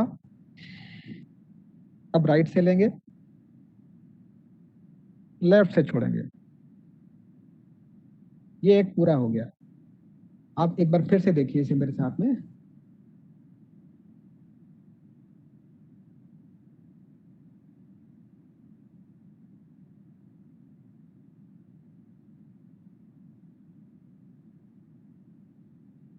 मुझे लगता है अब आप समझ गए होंगे कि लेफ्ट से हमको लेना है और राइट से छोड़ना है, राइट से लेना है और लेफ्ट से बाहर निकालना है। इसको अब आप मेरे साथ करेंगे, और थोड़ी देर आप मेरे साथ इसको करेंगे। जब मैं बोलूँगा स्टॉप तो आप रुक जाइएगा। तो अभी आप मेरे को देखिए, मेरे साथ करिए, और जब आपको लगे कि आप ठीक से कर रहे हैं तो आंखें बंद करें। Okay, now start.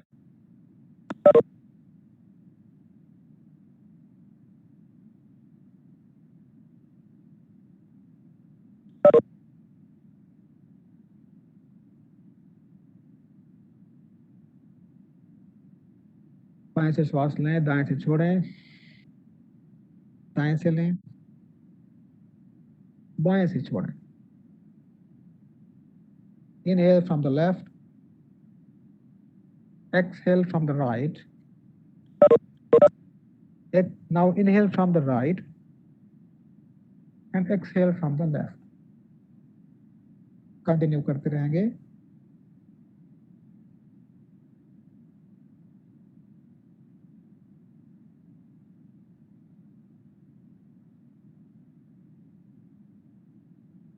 करते रहिए, करते रहिए।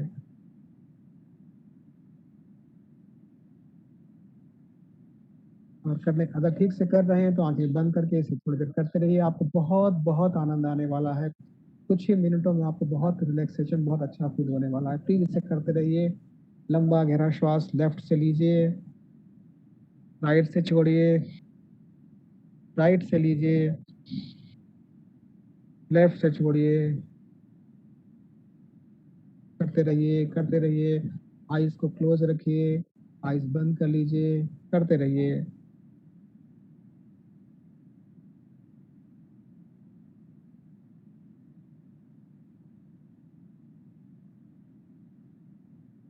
चेहरे पर कोई स्ट्रेन नहीं, करते रहिए, करते रहिए। लंबा श्वास लीजिए लेफ्ट से, राइट से लंबा श्वास बाहर निकालिए, राइट से डीप ब्रीथ करेंगे और लेफ्ट से बाहर निकालेंगे। इसमें रुकना कहीं नहीं है, कोई स्टॉप नहीं होता, लगातार लेना छोड़ना चलता रहता है। बस वो डीप लेना है, डीप छोड़ना है, इतना हमें ध्यान रखना है। करते रहिए, करते रहिए, आंखें बंद रख के करते रहिए। और चेहरे पर कोई स्ट्रेस नहीं होगा, कोई तनाव नहीं होगा, एकदम रिलैक्स रहेंगे। हल्की सी स्माइल करके आप इस प्राणायाम को करेंगे। आंखें बंद, मन सहज, कमर गर्दन सीधी। बहुत ताकत लगा के कर रहे हैं, ऐसा नहीं करना चाहिए। आप बिल्कुल सहज भाव से, आसानी से रिलैक्स होकर के इतनी लंबी श्वास ले सकते हैं, उतना ही लेना है। ताकत लगाने की जरूरत प्राणायाम में बिल्कुल भी नहीं है। लंबा श्वास लेते रहें, छोड़ते रहें, लेते रहिए, छोड़ते रहिए।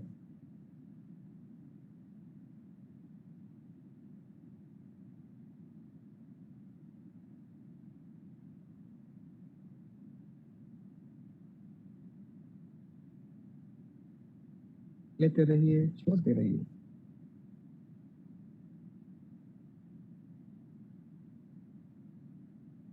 नाउ स्टॉप, रुक, दाएं से छोड़ करके अब आराम से रुक जाएंगे। धीरे से अपनी आंखों को खोलेंगे। यदि आपने बंद कर ली थी तो आंखों को खोल लीजिए। ये प्राणायाम बहुत ही जबरदस्त है। मन को रिलैक्स करने के लिए, मन को ठहराव देने के लिए, एनर्जी देने के लिए बहुत ही जबरदस्त प्राणायाम। इसको आप आज करेंगे, अभी करेंगे, अभी आपको फायदा मिलेगा। आप बस 5 मिनट, शुरुआत में 2 मिनट, 3 मिनट, जितना भी आप कर सकते हैं आप करिए। आपको फायदा उसका तुरंत मिलेगा, तत्काल मिलेगा। ऐसा नहीं कि आप आज करेंगे तो 10 दिन बाद फायदा मिलेगा, ऐसा नहीं होगा, तुरंत मिलेगा। ठीक। तो ये प्राणायाम था अनुलोम विलोम प्राणायाम। ये मन को एकदम रिलैक्स कर देता है। जो स्वामी रामदेव जी के 7 प्राणायाम हैं वो वास्तव में कुंडलिनी जागरण के प्राणायाम हैं, परंतु ये उसको ज्यादा बोलते नहीं इस बारे में। खैर, कुंडलिनी जागरण शब्द से आप कंफ्यूज हो जाएंगे, इसलिए सिर्फ आप इतना समझिए कि मन को बेहतर तरीके से कंट्रोल करना और मन को खुश रखने के लिए ये जो 7 प्राणायामों का क्रम है ये आपको करना चाहिए। खैर, तो अब हम इसके बाद जो नेक्स्ट प्राणायाम है उसको करेंगे। जो नेक्स्ट प्राणायाम है वो, उसको हम लोग कहते हैं भ्रामरी। ये बड़ा ही मजेदार प्राणायाम है। इसको करना सबको बहुत अच्छा लगता है। भ्रामरी यानी भ्रमर यानी भंवरा। भंवरा समझते हैं ना, बम्बल बी। बम्बल बी कहीं जाता है तो उसका एक साउंड आता है, साउंड आता है ना, तो ये हमिंग साउंड है, ये आता है। ये आपके मन को एकदम रिलैक्स कर देता है। तो इसको कैसे करना है, सिंपल है। जो आपका अंगूठा है, इससे आप अपने कान को, जो ये कान का लिड है, ये जो कान का ये लिड है, इसको आप अंगूठे से ऐसे ऐसे इसको बंद कर देते हैं। तो ऐसे ही दोनों अंगूठों को से हम कान को बंद कर देते हैं। और जो फर्स्ट फिंगर है इसको हम अपने माथे पर रख लेते हैं, फोरहेड पे प्लेस कर लेते हैं। और जो ये 3 फिंगर हैं ये, इनको हम आपस में सटा करके आंखों के ऊपर ऐसे कवर सा बना लेते हैं, जिससे कि आंखों पे लाइट ना जाए। तो कान बंद है और आंखों पे भी लाइट नहीं जा रही है। और इसके बाद आपको अपना मुंह नहीं खोलना है, मुंह को बंद रखते हुए जैसे भंवरा गुंजन करता है, बम्बल की आवाज आती है, इस तरीके से साउंड आपको करना है। चलिए, अब आप देखिए, इसको मेरे साथ कीजिए। तो अंगूठे से आपने कान को बंद कर लिया, फर्स्ट फिंगर को आपने माथे पर प्लेस कर लिया, 3 उंगलियों से आप आंखों को कवर कर लिया आपने। और आप लंबा अभी आप देख लीजिए एक बार, फिर आराम से मेरे साथ दोबारा जब मैं कराऊंगा तब करिएगा। फिर आपको एक लंबा श्वास लेना है, डीप ब्रीथ करना है। उसके बाद आपको इस तरीके का साउंड निकालना है। देखिए, आप ध्यान से देखिए, कान बंद है, पहली उंगली माथे पे है, 3 उंगलियों से आंखों को कवर कर रखा है, पर आंखों को टच नहीं करना, आंखों को केवल कवर करना है। लंबा श्वास लिया,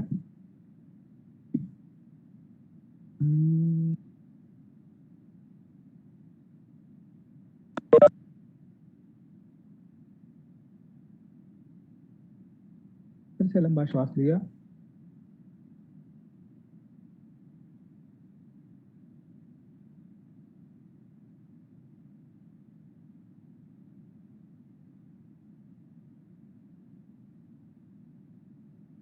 आपने इसे देखा, अब आप इसे मेरे साथ करेंगे। चलिए, अब आप शुरू कर दीजिए इसको। कान बंद कीजिए, फर्स्ट फिंगर माथे पर, 3 उंगलियों से आंखों को कवर कीजिए, लंबा श्वास कीजिए।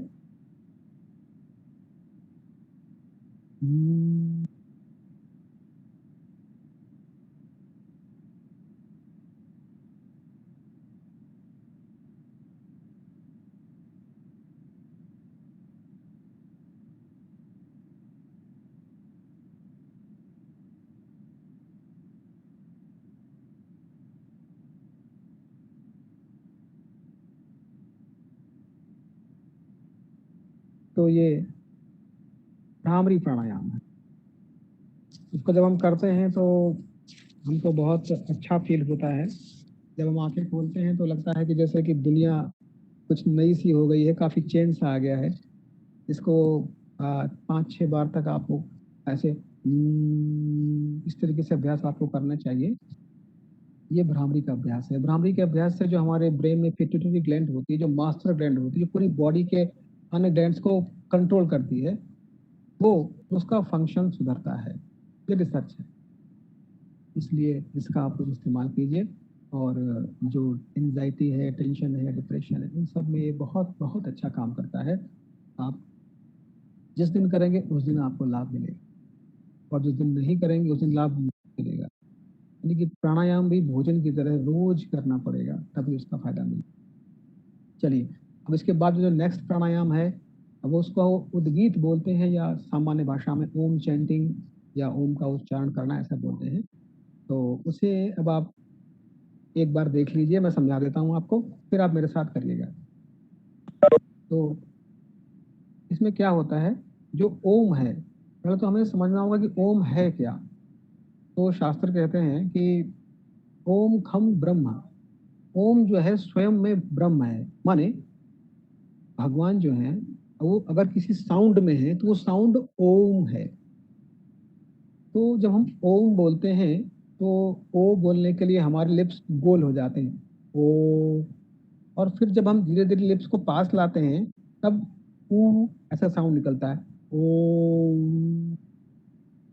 और जब लिप्स को एकदम पास ले आते हैं, मिला देते हैं, तब ये साउंड निकलता है, यानी ओ, ऊ और ठीक है। यानी कि आपको मुंह को गोल करना, लिप्स को, फिर धीरे धीरे धीरे धीरे उसे बंद करना है, तो पूरा ओम निकलेगा। ठीक है, तो आप इसे एक बार देख लीजिए मेरे साथ, फिर आपको इसको 2-3 बार मेरे साथ में आप करेंगे इसको। और हाँ, हमारी उंगलियां अगेन इस ध्यान मुद्रा में रहती हैं, ये ज्ञान मुद्रा होती है, ये ब्रेन के लिए बहुत जबरदस्त है, कंसंट्रेशन बर्स्ट होती है। चलिए, अब आप देखिए इसको। कमर गर्दन सीधी कर लेते हैं, चेहरे पर शांत भाव रहते हैं, कोई स्ट्रेस का भाव नहीं रहता, रिलैक्स होकर करते हैं। लंबा श्वास भरते हैं पहले, ओ।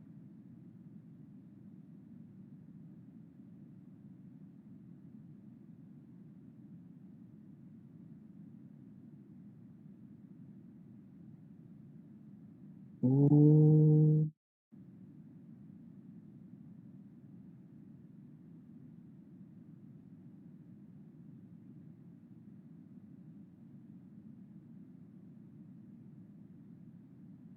चलिए, अब आप मेरे साथ इसको 2-3 बार दोहराएंगे। लंबा गहरा श्वास भरिए, ओ।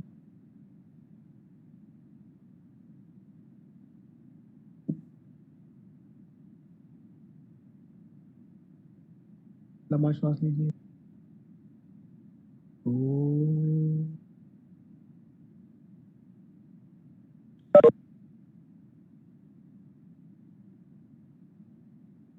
एक बार और करेंगे।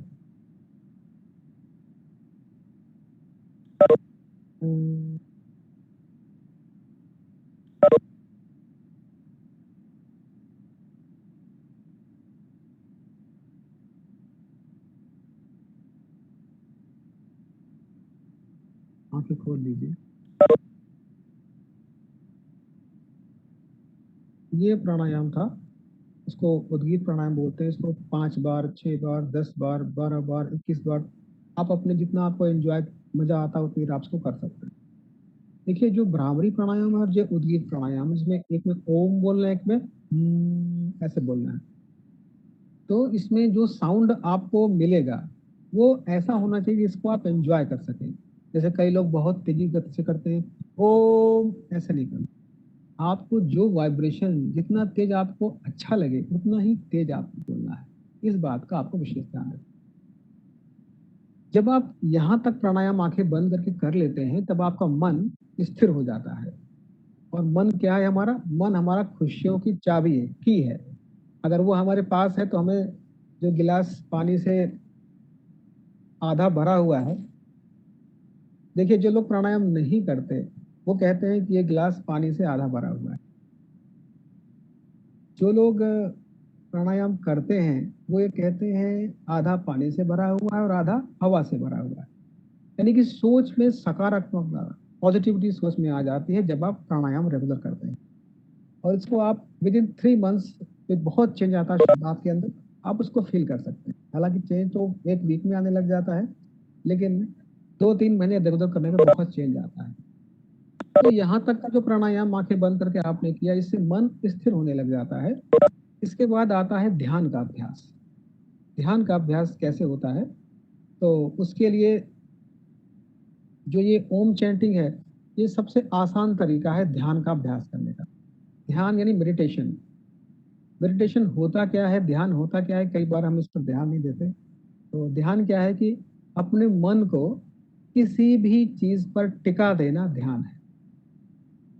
किसी म्यूजिक पे टिका दीजिए, किसी चेहरे पे टिका दीजिए, किसी गाने पे टिका दीजिए, किसी आवाज, कोई झरने की जो रिपीटेटिव साउंड आ रहा है, पानी का साउंड आ रहा है, टिप टिप टिप, उस पर टिका दीजिए। कोई म्यूजिकल इंस्ट्रूमेंट कोई बजा रहा हो, जैसे कृष्ण जी बांसुरी बजाते थे तो पूरा सभी लोग का ध्यान जो है, मेडिटेशन अपने आप होता था, लोग वहीं खींचे चले आते थे। जैसे जो आपका मन है, आप किसी भी जगह टिका देंगे, वही ध्यान है। ध्यान कोई रॉकेट साइंस नहीं है, बहुत आसान है, लेकिन इसके लिए थोड़ा सा अभ्यास जरूर करना पड़ता है। तो जो मैंने प्राणायाम आपको अभी तक बताया है, इससे आपका अभ्यास इतना हो जाता है कि आपका मन मेडिटेशन के लिए तैयार हो जाता है। अगर आप बिना प्राणायाम के लिए मेडिटेशन करने के लिए बैठेंगे तो आप में से बहुत से लोगों को दिक्कत होगी, वो उनका ध्यान एक जगह टिक ही नहीं पाएगा। तो इसलिए इक्का दुक्का लोग ऐसे होते हैं जो बहुत ही सात्विक नेचर के होते हैं, उनका ध्यान यूं ही लग जाता है, पर ऐसे लोग बहुत कम होते हैं। आमतौर पर ज्यादातर लोग ऐसे ही होते हैं जो प्राणायाम के बाद ही उनका मन ध्यान में जा पाता है। तो जो हम ध्यान की बात करते हैं तो सबसे आसान तरीका है कि ओम पर ध्यान लगाना। कैसे? आप सिंपल, जैसे अभी आपने उद्गीत प्राणायाम किया, ओम का उच्चारण किया, ओम चैंटिंग किया, उसी पे कंसंट्रेट करना, आंखें बंद करके आप करते रहें और ओम चैंटिंग करते रहें। आप सिंपल एक बार देख लीजिए, तो आप देख करके समझ लीजिए। ओम।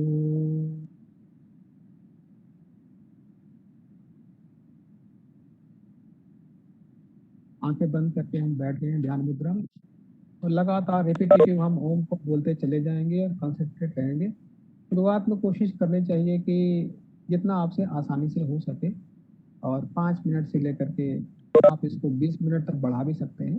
पर शुरुआत में ज़्यादा देर आप नहीं कर पाते हैं, पर धीरे धीरे आप अभ्यास, जब ध्यान बढ़ने लग जाता है तो आप अधिक देर तक बैठने लग जाते हैं।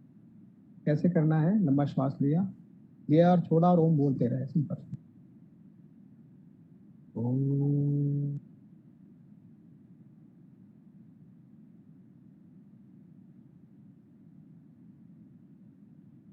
ओम।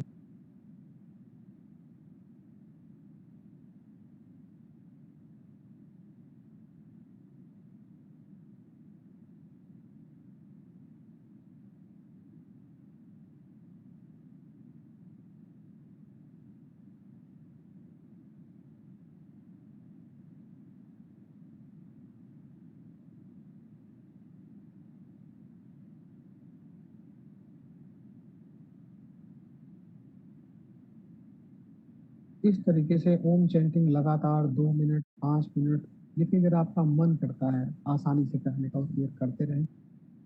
शुरुआत में ध्यान का अभ्यास ऐसे ही होता है। उसके बाद धीरे-धीरे आप आँखें बंद करके बिना ओम चैंटिंग किए हुए ही आपका मन इतना एकाग्र होने लग जाता है कि फिर आप अपनी ब्रीदिंग पे कंसंट्रेट करना शुरू कर देते हैं। यानी कि आप आराम से बैठे हुए हैं, आप और जहाँ भी बैठे हैं आप मैं बोलूँगा उसको आप करिएगा। ये सेकंड जब आप ओम चैंटिंग कर लेते हैं, उसके बाद ये जब दोबारा ध्यान का जो दूसरा अभ्यास मैं बताने जा रहा हूँ, उसको आप करते हैं तो आसानी से ध्यान लग जाता है। आँखें बंद कर लीजिए और श्वास लीजिए, श्वास छोड़िए, कमर गर्दन सीधी रखिए।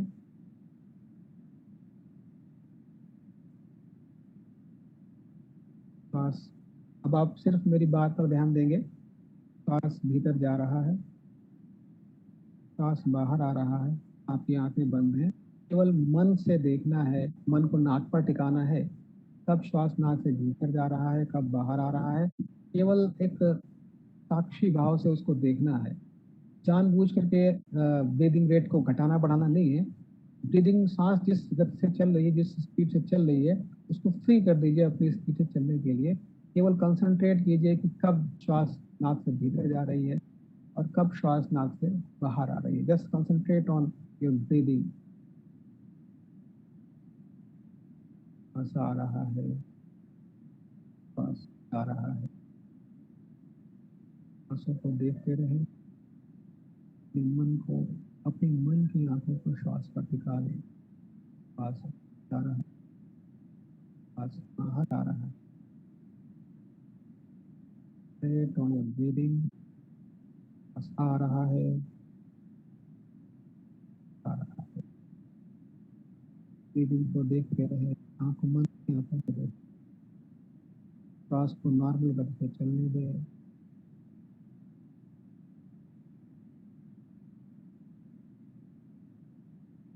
अब धीरे से अपनी आंखों को खोलें। ये ध्यान का दूसरा अभ्यास था। इसके प्रणव जप भी कहते हैं। कई लोग आंखें बंद करके श्वास को लेते समय मन में ओम ऐसे मन में सोचते रहते हैं, ओम ओम बोलते नहीं, सोचते रहते हैं, तो इसको प्रणव जप भी बोलते हैं। देखिए, ध्यान मैंने आपको बता दिया है, पर ध्यान वास्तव में बता तो दिया मैंने, पर वो करके अनुभव करने की चीज़ है। सिर्फ मेरे या किसी के बता देने से वो नहीं होता है। तो मैं समझता हूँ कि जितना मैंने आपको बता दिया है, इतने से आपका ध्यान लगने में आसानी हो जाएगी। और जहाँ तक आप इसको करें, और इसके बाद में और भी क्रियाएँ होती हैं। और फिर आप इसके बाद अब थोड़ी-सी एक क्रिया हम और करेंगे। शालिनी जी, शालिनी जी, आप तो सुन पा रहे हैं? यस सर, यस सर, बिल्कुल। जी सर। शालिनी जी, मुझे मुझे ये बताइए कि क्या मुझे थोड़ा-सा एक्स्ट्रा टाइम मिल जाएगा? Sure sir, no problem, not a problem. ठीक, यू ठीक। You may have. Okay, okay, thank you. तो Yes. अब मैं एक बहुत ही इंटरेस्टिंग और बहुत ही आसान ध्यान का अभ्यास आपको कराने जा रहा हूँ, जो आपको स्ट्रेस से फ्री रखेगा और आपके लिए इसको करना बहुत ही आसान होगा। अब आप में से जो अपनी ऑफिस में चेयर पे बैठे हैं, वो तो खैर इसे समझ लें, पर अभी वो नहीं कर उनको मैं नहीं करा सकता ऑनलाइन। लेकिन जो लोग अभी घर पर हैं या जिनके पास योगा मैट है या बेड है, वहाँ पर आप लेट जाएँ, पीठ के बल लेट जाएँ।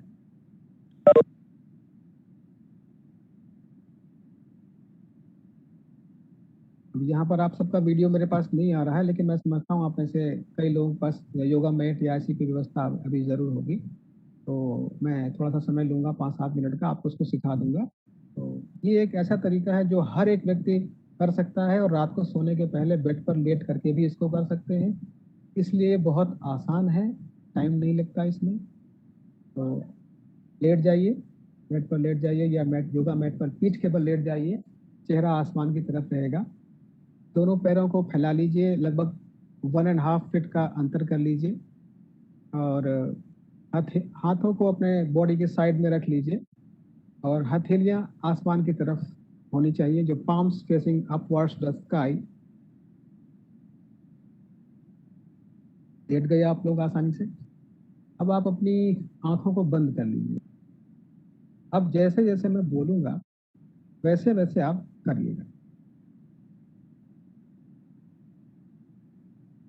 अपने पूरे शरीर को ढीला छोड़ दीजिए, एकदम रिलैक्स कर लीजिए।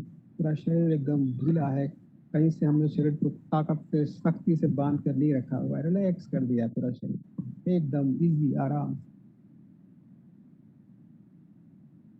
अब अपना आंखें बंद रहेंगी, जैसे जैसे मैं बोलूंगा वैसे वैसे आप करते रहेंगे। अब आप अपना सारा का सारा ध्यान अपने पैर के अंगूठों और उन पैरों की उंगलियों की तरफ ले जाएं और उनको बोलें कि वो एकदम रिलैक्स हो जाए। देखिए आपके पैर का अंगूठा और उंगलियां एकदम रिलैक्स हो गई, ये हो गई है एकदम रिलैक्स। अब अपने पैर के सोल को, तलवे को बोलिए कि वो रिलैक्स हो जाए, फील कीजिए कि वो रिलैक्स हो जाए। अपने दोनों हील्स को बोलिए कि वो रिलैक्स हो जाए। दोनों दाएं पैर बाएं पैर की हील्स एकदम रिलैक्स हो गई। अब आप अपने एड़ी हील से लेकर के अपने नी ज्वाइंट तक का जो हिस्सा है, जिसे हम जांग बोलते हैं, थाई बोलते हैं, उसको आप रिलैक्स कर लीजिए, दाएं पैर और बाएं पैर का दोनों का। अब अपने दोनों घुटनों को आदेश दीजिए कि वो रिलैक्स हो जाएं, एकदम रिलैक्स हो। अब जो घुटने से लेके आपका हिप जॉइंट का हिस्सा है, उसको भी आप बोलिए कि वो रिलैक्स हो जाए, एकदम रिलैक्स हो। अब आप महसूस कर पा रहे हैं कि आपके दोनों पैर रिलैक्स हो गए हैं और दोनों पैर इतने रिलैक्स हो गए हैं कि अब उन पर आपका कोई नियंत्रण नहीं है, एकदम निष्क्रिय से पैर पड़े हुए हैं, आपका कोई नियंत्रण उनके ऊपर नहीं है।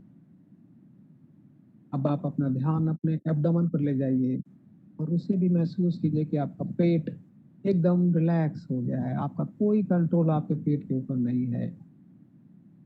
अब आप अपना ध्यान अपने चेस्ट पर ले जाइए और चेस्ट को बोलिए कि वो रिलैक्स हो जाए, ढीला हो जाए, आपके नियंत्रण में नहीं है, एकदम रिलैक्स।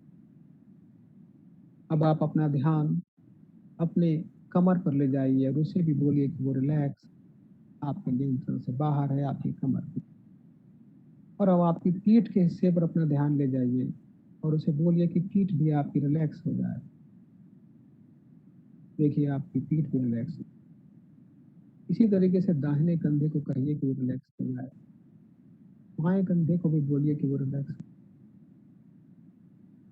अब दाहिने हाथ को भी इसी तरीके से कंधे से लेकर के उंगलियों तक एकदम ढीला कर दीजिए, रिलैक्स कर दीजिए। इसी प्रकार बाएं हाथ पर अपना ध्यान ले जाइए और बाएं हाथ को भी एकदम रिलैक्स कर दीजिए, कंधे से लेकर उंगलियों तक बायां हाथ भी एकदम रिलैक्स हो गया है, अब आपके नियंत्रण में नहीं है, निष्क्रिय जैसा है।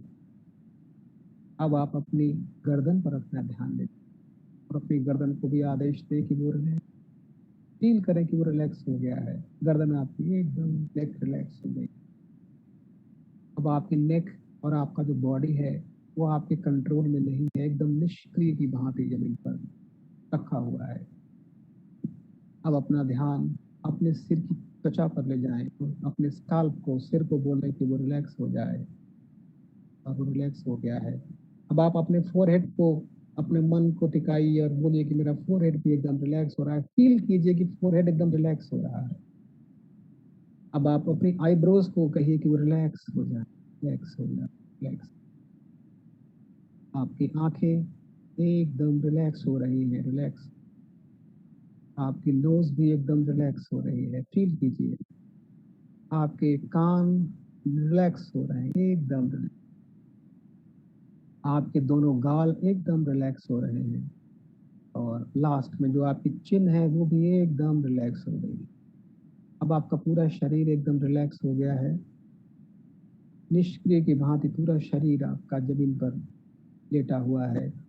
पूरा शरीर पर आपका कोई नियंत्रण नहीं है, कोई नियंत्रण नहीं, कोई नियंत्रण, क्योंकि आपका शरीर अलग है और आप अलग हैं।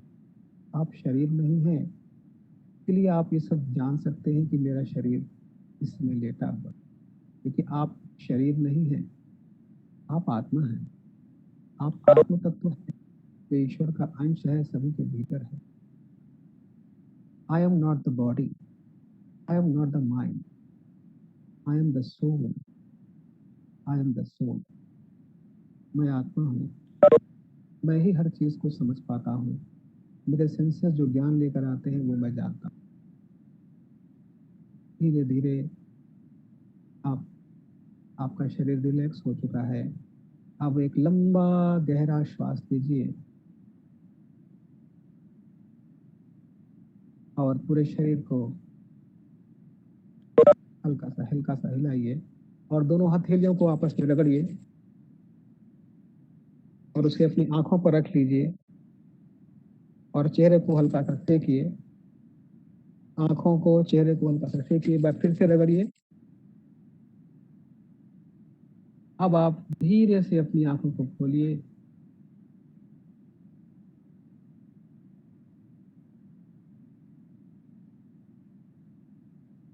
इसको सोते समय ध्यान करना या योग निद्रा का अभ्यास बोलते हैं। इसे शिथिलीकरण व्यायाम भी बोलते हैं, शरीर का शिथिलीकरण भी बोलते हैं, या ध्यान के साथ शिथिलीकरण करना, ऐसे कई नाम से बोलते हैं। जो आज का समय है हमारा भाग दौड़ का, जिसको हम बोलते हैं, अगर हम कभी भी कोई भी एक्सरसाइज या ध्यान का अभ्यास नहीं कर पाते, समय की इतनी कमी है, तो सोते समय अगर आप थोड़ी देर इसको कर लेंगे तो आप पूरे शरीर को रिलैक्स करेंगे और धीरे धीरे खुद को समझ पाएंगे कि आप बॉडी नहीं है, आप बॉडी से अलग हैं। बॉडी तो अभी कभी आई है, कभी जाएगी, हम फिर किसी दूसरी बॉडी में चले जाएंगे। इस चीज की समझ धीरे धीरे हमारे अंदर बनने लग जाती है। तो ये एक अभ्यास है जिसको हम बोलते हैं योग निद्रा का अभ्यास। तो एक बात का हमेशा ध्यान रखेंगे, जब भी कभी योगाभ्यास करते हैं या एक्सरसाइज करते हैं तो लास्ट में नीचे एकदम ले, जैसे मैंने अभी आपको ये योग निद्रा कराई है, इस तरीके से लेट करके पूरी बॉडी को ढीला छोड़ दें, 10 बार गहरी सांस ले। तो हमेशा जब भी व्यायाम करते हैं लास्ट में इसको जरूर किया करें, पूरा ना सही, थोड़ी देर जरूर किया करें।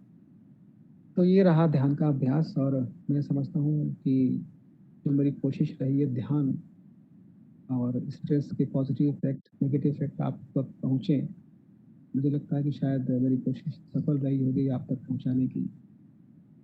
अब शालिनी जी से मैं अनुमति लेते हुए एक जो हमारा तीसरा चरण है, अब हम उसकी तरफ चलते हैं। एक क्वेश्चनियर मैंने आप सभी को भेजा था और आप में से बहुत से लोगों ने उसको टाइप करके उसकी आंसर्स देख करके या सबमिट करके अपनी बॉडी का जितना वात पित्त कफ का परसेंटेज है ऐसे करके, और क्या खाना है क्या नहीं खाना, इस टाइप का एक आपको चार्ट सा मिला होगा उसमें सबमिट करने के बाद में।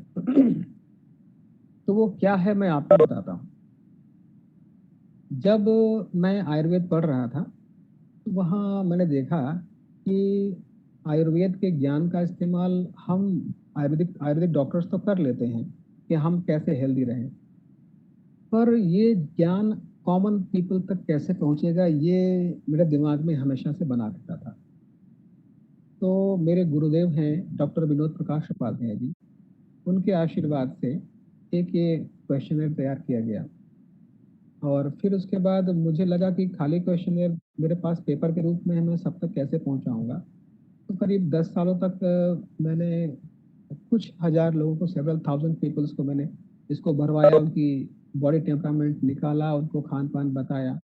फिर एक डेटा इकट्ठा हुआ तो उसको कंपाइल करके फिर एक सॉफ्टवेयर बनाने वाले हमारे एक मित्र हैं, उनसे बात की, तो उस पर एक सॉफ्टवेयर बनाया, फिर उसको वेबसाइट में डाला, तो ताकि पूरी दुनिया में कहीं भी कोई व्यक्ति हो वो इस चीज का लाभ उठा सके। अब ये है क्या, इसको समझना जरूरी है। तो ये वात पित्त कफ, ये 3 नाम कई बार आपके सामने आते होंगे, तो आपको जिज्ञासा होती होगी कि आखिर ये होता क्या है।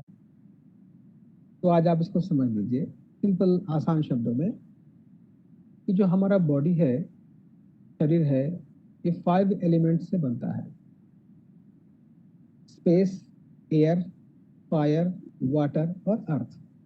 आकाश, वायु, जल, अग्नि, पृथ्वी। इसमें आकाश का मतलब स्काई नहीं होता है, आकाश का मतलब स्पेस, खाली जगह होती है।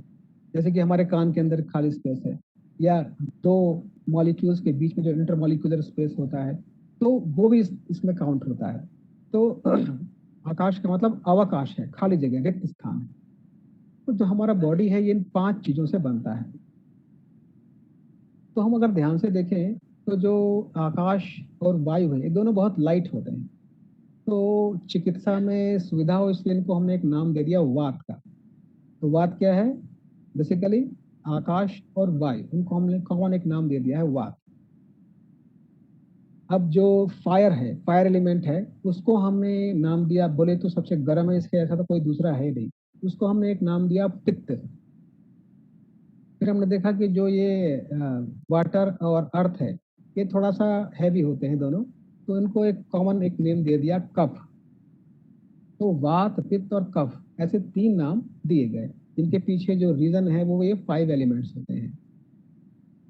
इन शॉर्ट, वात क्या करता है? Vata is activity factor in our body.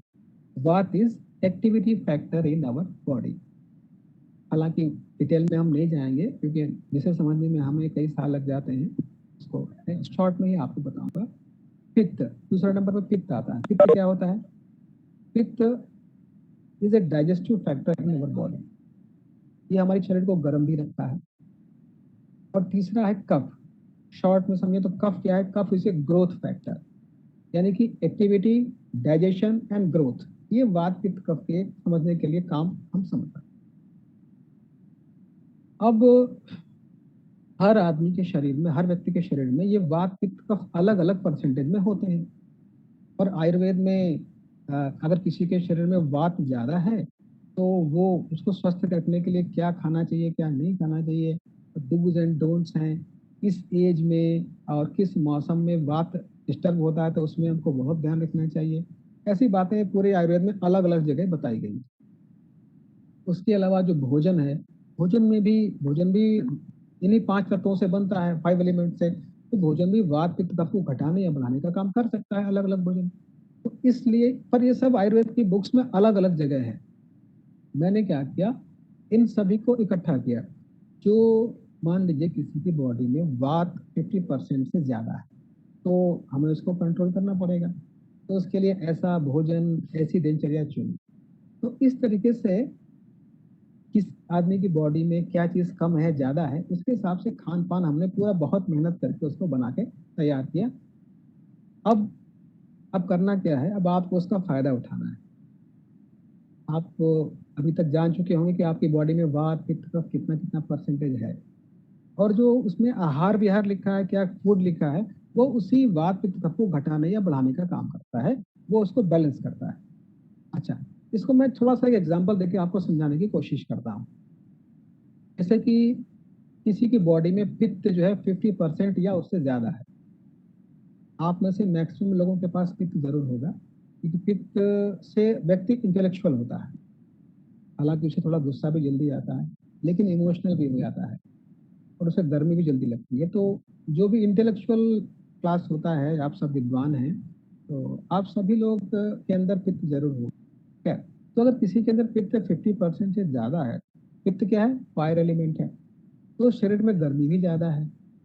अच्छा, अब हमारा भोजन में कुछ चीजें ऐसी होती हैं जो गर्म होती हैं, जैसे कि लाल मिर्च हो गई, चाय हो गई, गरम मसाला हो गया, ऐसे कई चीजें गर्म होती हैं।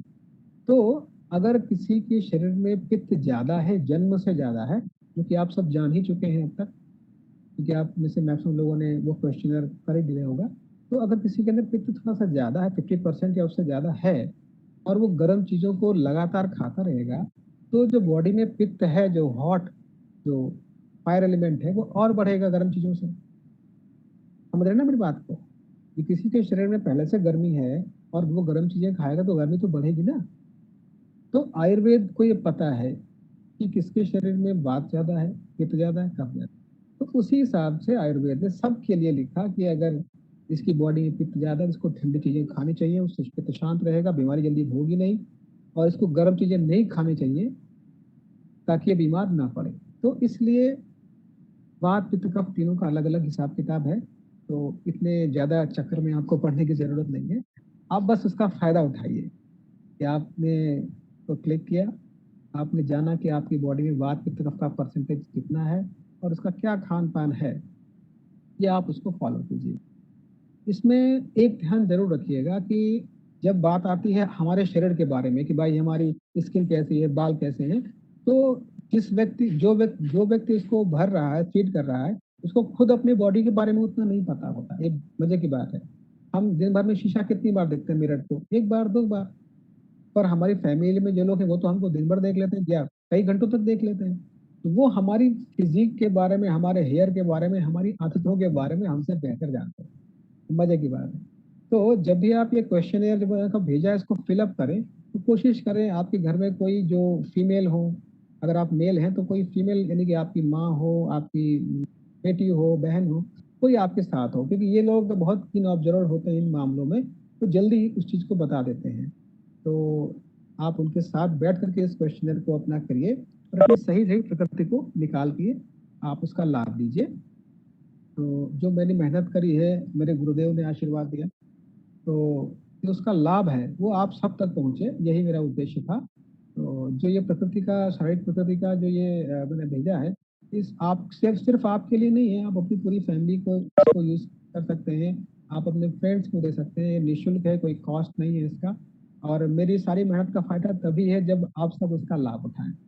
तो जहाँ तक मेरी बात रही, मुझे 10 मिनट का अतिरिक्त समय भी शालिनी जी ने दिया, इसके लिए बहुत बहुत धन्यवाद। और आप सब ने धैर्यपूर्वक मेरी बात को सुना, और मेरी कोशिश रही है कि मैं जो भी मेरा अनुभव रहा है मैं आप तक पहुंचाऊं। और मेरा हमेशा प्रयास रहता है कि जो चीज़ मेरे अनुभव में आई है वही मैं हमेशा बताऊं। बाकी बुक्स में सब कुछ लिखा है, गूगल पर सब कुछ लिखा रहता है, तो वो सब बताना मेरा उद्देश्य कभी नहीं रहता। तो जो मेरे निजी अनुभव में आया है, बस वो मैं चाहता हूँ कि आपको किसी को भी शेयर करूँ ताकि वो उसका फायदा उठा सके। तो आप सब ने धैर्यपूर्वक मेरी बात को सुना, के लिए आप सबको बहुत बहुत धन्यवाद। और मैं चाहूँगा कि जो भी आज आपने सीखा हो उसे अपने डेली प्रैक्टिस में लाइए, आपका जीवन बदल जाएगा, एकदम बदल जाएगा। जब आप प्राणायाम करने के बाद लास्ट में आंखें खोल, हथेलियों को रगड़ करके आंखों को खोलेंगे, तब आपको लगेगा कि प्राणायाम जब कर मैंने शुरू किया था तब मैं कुछ और था, अब मैं कुछ और हो गया हूँ। आप करके देखिएगा, सेम रिजल्ट मिलेगा।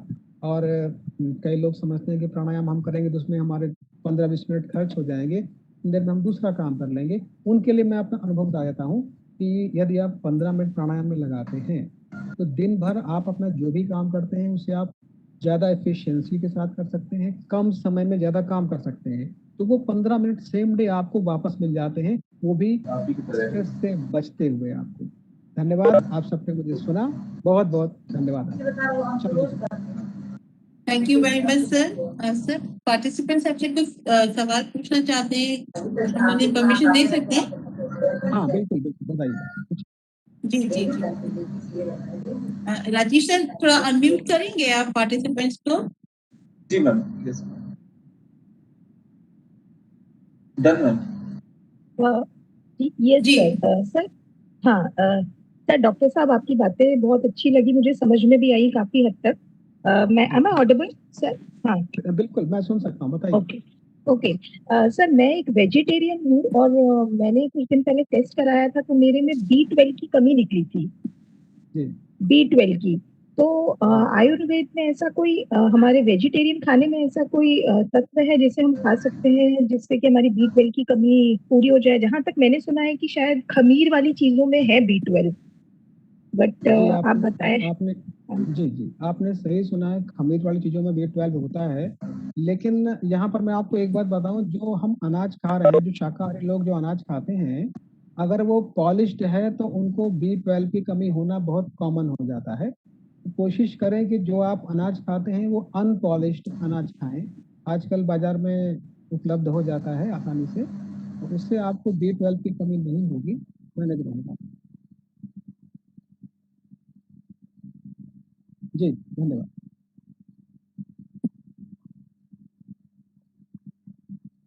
Hello, Any other participant want to have any discussion with sir?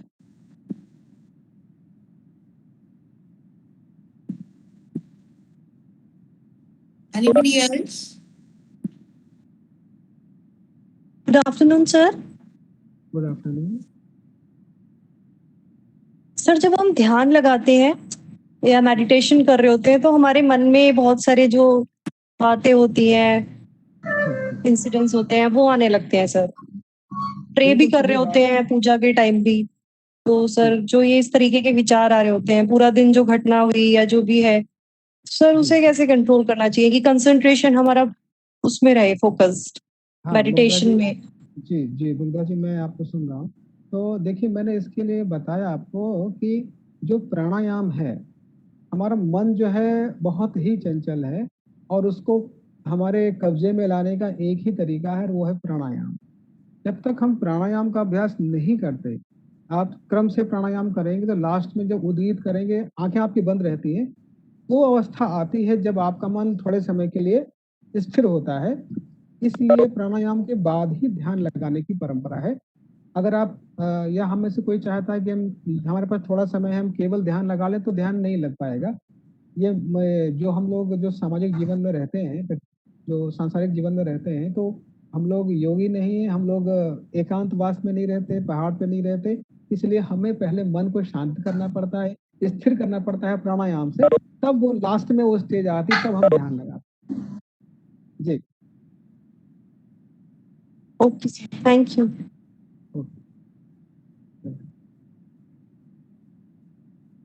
Anybody else, और कोई बात करना चाहते हैं सर से? हाँ, डॉक्टर सुशांत। जी। देखिएगा, हम लोग सारे इंजीनियरिंग प्रोफेशनल्स हैं एक्चुअली। दिन भर हम लोग मल्टीपल चीजों पे काम करते हैं, टेक्निकल भी है, नॉन टेक्निकल भी है। इवन इसमें कुछ हमारी पारिवारिक समस्याएं भी हैं, कुछ सोशल जो रिस्पॉन्सिबिलिटी है वो भी पूरी करती हैं। तो सबसे बिल्कुल। पहले ये है कि आपका जो मतलब समय है, सोने का समय मतलब कितना फिक्स कर रहे हैं हम लोग एक्चुअली? जनरली क्या है, कोई रिसर्च आर्टिकल पढ़ना है तो पता चला 3 बजे तक पढ़ना है, 4 बजे तक पढ़ना है। तो वो अल्टीमेटली मैं मान के चल रहा हूँ 2 बजे तक अगर हम लोग पढ़ रहे हैं, या जितने भी लोग, क्योंकि दिन भर तो और मल्टीपल वर्क्स में काम करते हैं। आईआईटी के जो प्रोफेसर्स हैं या रेपुटेड ऑर्गेनाइजेशंस के लिए उनके बहुत अच्छा माहौल है। हम लोग प्राइवेट ऑर्गेनाइजेशंस के हैं, तो शाम को जैसे रात का पढ़ाई अगर हम लोग कर रहे हैं तो बहुत स्ट्रेस डाल रहा है, बॉडी को भी खराब कर रहा है। तो ये बताइए कि शाम का हम हमारे लिए कौन सा उचित समय है सोने का और कौन सा उचित समय है जगने का? देखिए, सोने और जागने का उचित समय सभी के लिए एक जैसा ही होता है। आप रात को कोशिश करें, मैक्सिमम 10 बजे तक कोशिश करें सोने की। बहुत हो गया तो 10:30 हो गया। तो इसके बाद अगर आप जागते हैं, तब फिर हमारी बॉडी में वायु बढ़ना शुरू हो जाती है, और और थोड़ी देर और जगते हैं तो पित्त भी बढ़ना शुरू हो जाता है। फिर शरीर में दिक्कतें आती, फिर जल्दी नींद नहीं आती उसके बाद में, क्योंकि वायु एक्टिव हो जाता है तो शरीर को एक्टिव कर देता है, और पित्त भी बढ़ जाता है तो हमारे इंटेलेक्ट को एक्टिव कर देता है। तो अगर हम 10:30 के बाद भी जग रहे हैं, 11 बजे तक जग रहे हैं, तो फिर हमारे लिए सोना थोड़ा मुश्किल हो जाता है, नींद थोड़ी मुश्किल से आती है। इसका अच्छा तरीका यही है कि आप समय से रात को 10:30 बजे तक 10 साढ़े 10 तक सो जाएं। सुबह अपना टाइमली 5 बजे आप जरूर उठ जाएं।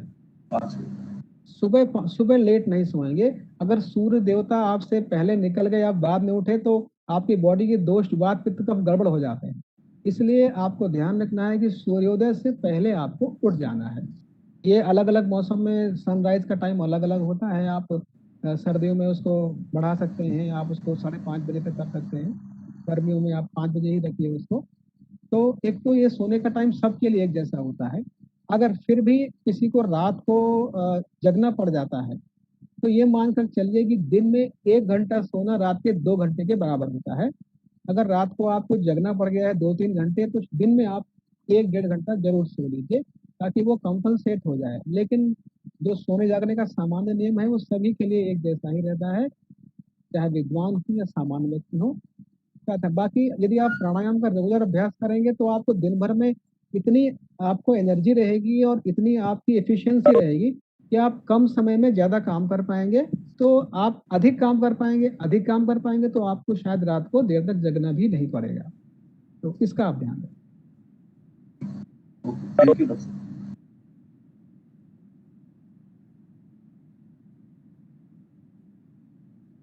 Anybody else?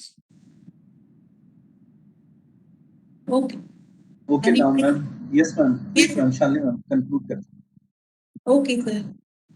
So sir, we are again thankful to you. Sir, आपने बहुत ही अच्छी टॉक बताई कि सर हम लोग भी मतलब want to say कि stress free हो गए हैं, especially me being the coordinator of this program because tomorrow we have to conclude this program and there are many assignments to me regarding that only. So I feel relaxed and you suggested how to manage the thing. So that was very helpful to me especially, and I hope it will be good for all of us if we follow it sincerely. And you talked about the diet and the music and the eat and all that. The stress is a friend and not the enemy. और हम अपनी दिनचर्या को कैसे मतलब change करें, modify करें so that we can be benefited by both by our nature and by our own body. हम अपने ही शरीर से कैसे maximum आउटपुट निकाल सकते हैं अगर हमने अपनी दिनचर्या को और अपने डाइट को प्रॉपर कर लिया तो and pranayama is there is no words for pranayam. It is again it is always beneficial. Even at my family also, my parents-in-law suggest me, but many a times I disobey them and many a times I follow them. Both way it goes. Yeah. So I know that it improves the concentration and respiratory exercises are always better for our health, especially in this period of this pandemic when we are to boost our immunity. And so it is very good. So you again reminded us the importance of pranayama meditation in our daily life. So I'm very thankful to you. And your that Google form is again very helpful to know our own inner this Pitvat and this is the first time we are doing it and it is very new and it is very informative for all of us and I will keep that in my memory कि मुझे क्या खाना है या क्या नहीं करना है and I will try कि मैं कितना उसको follow कर सकूं and I hope the same from others also. Thank you very much sir. Okay welcome one thing remember everyone कि जैसे हमको खाना रोज खाना होता है ऐसे ही प्राणायाम रोज करना होता है तभी फायदा होता है अगर हम एक दिन करेंगे तो फायदा होगा नेक्स्ट डे नहीं करेंगे तो उसका फायदा नहीं मिलेगा बस इतना हमें समझना होगा हमेशा जी okay thank you Okay, thank you, Dr. Sushant. Thank you joining us. Okay, thank you. Okay, thank you, Salim. Now we can conclude.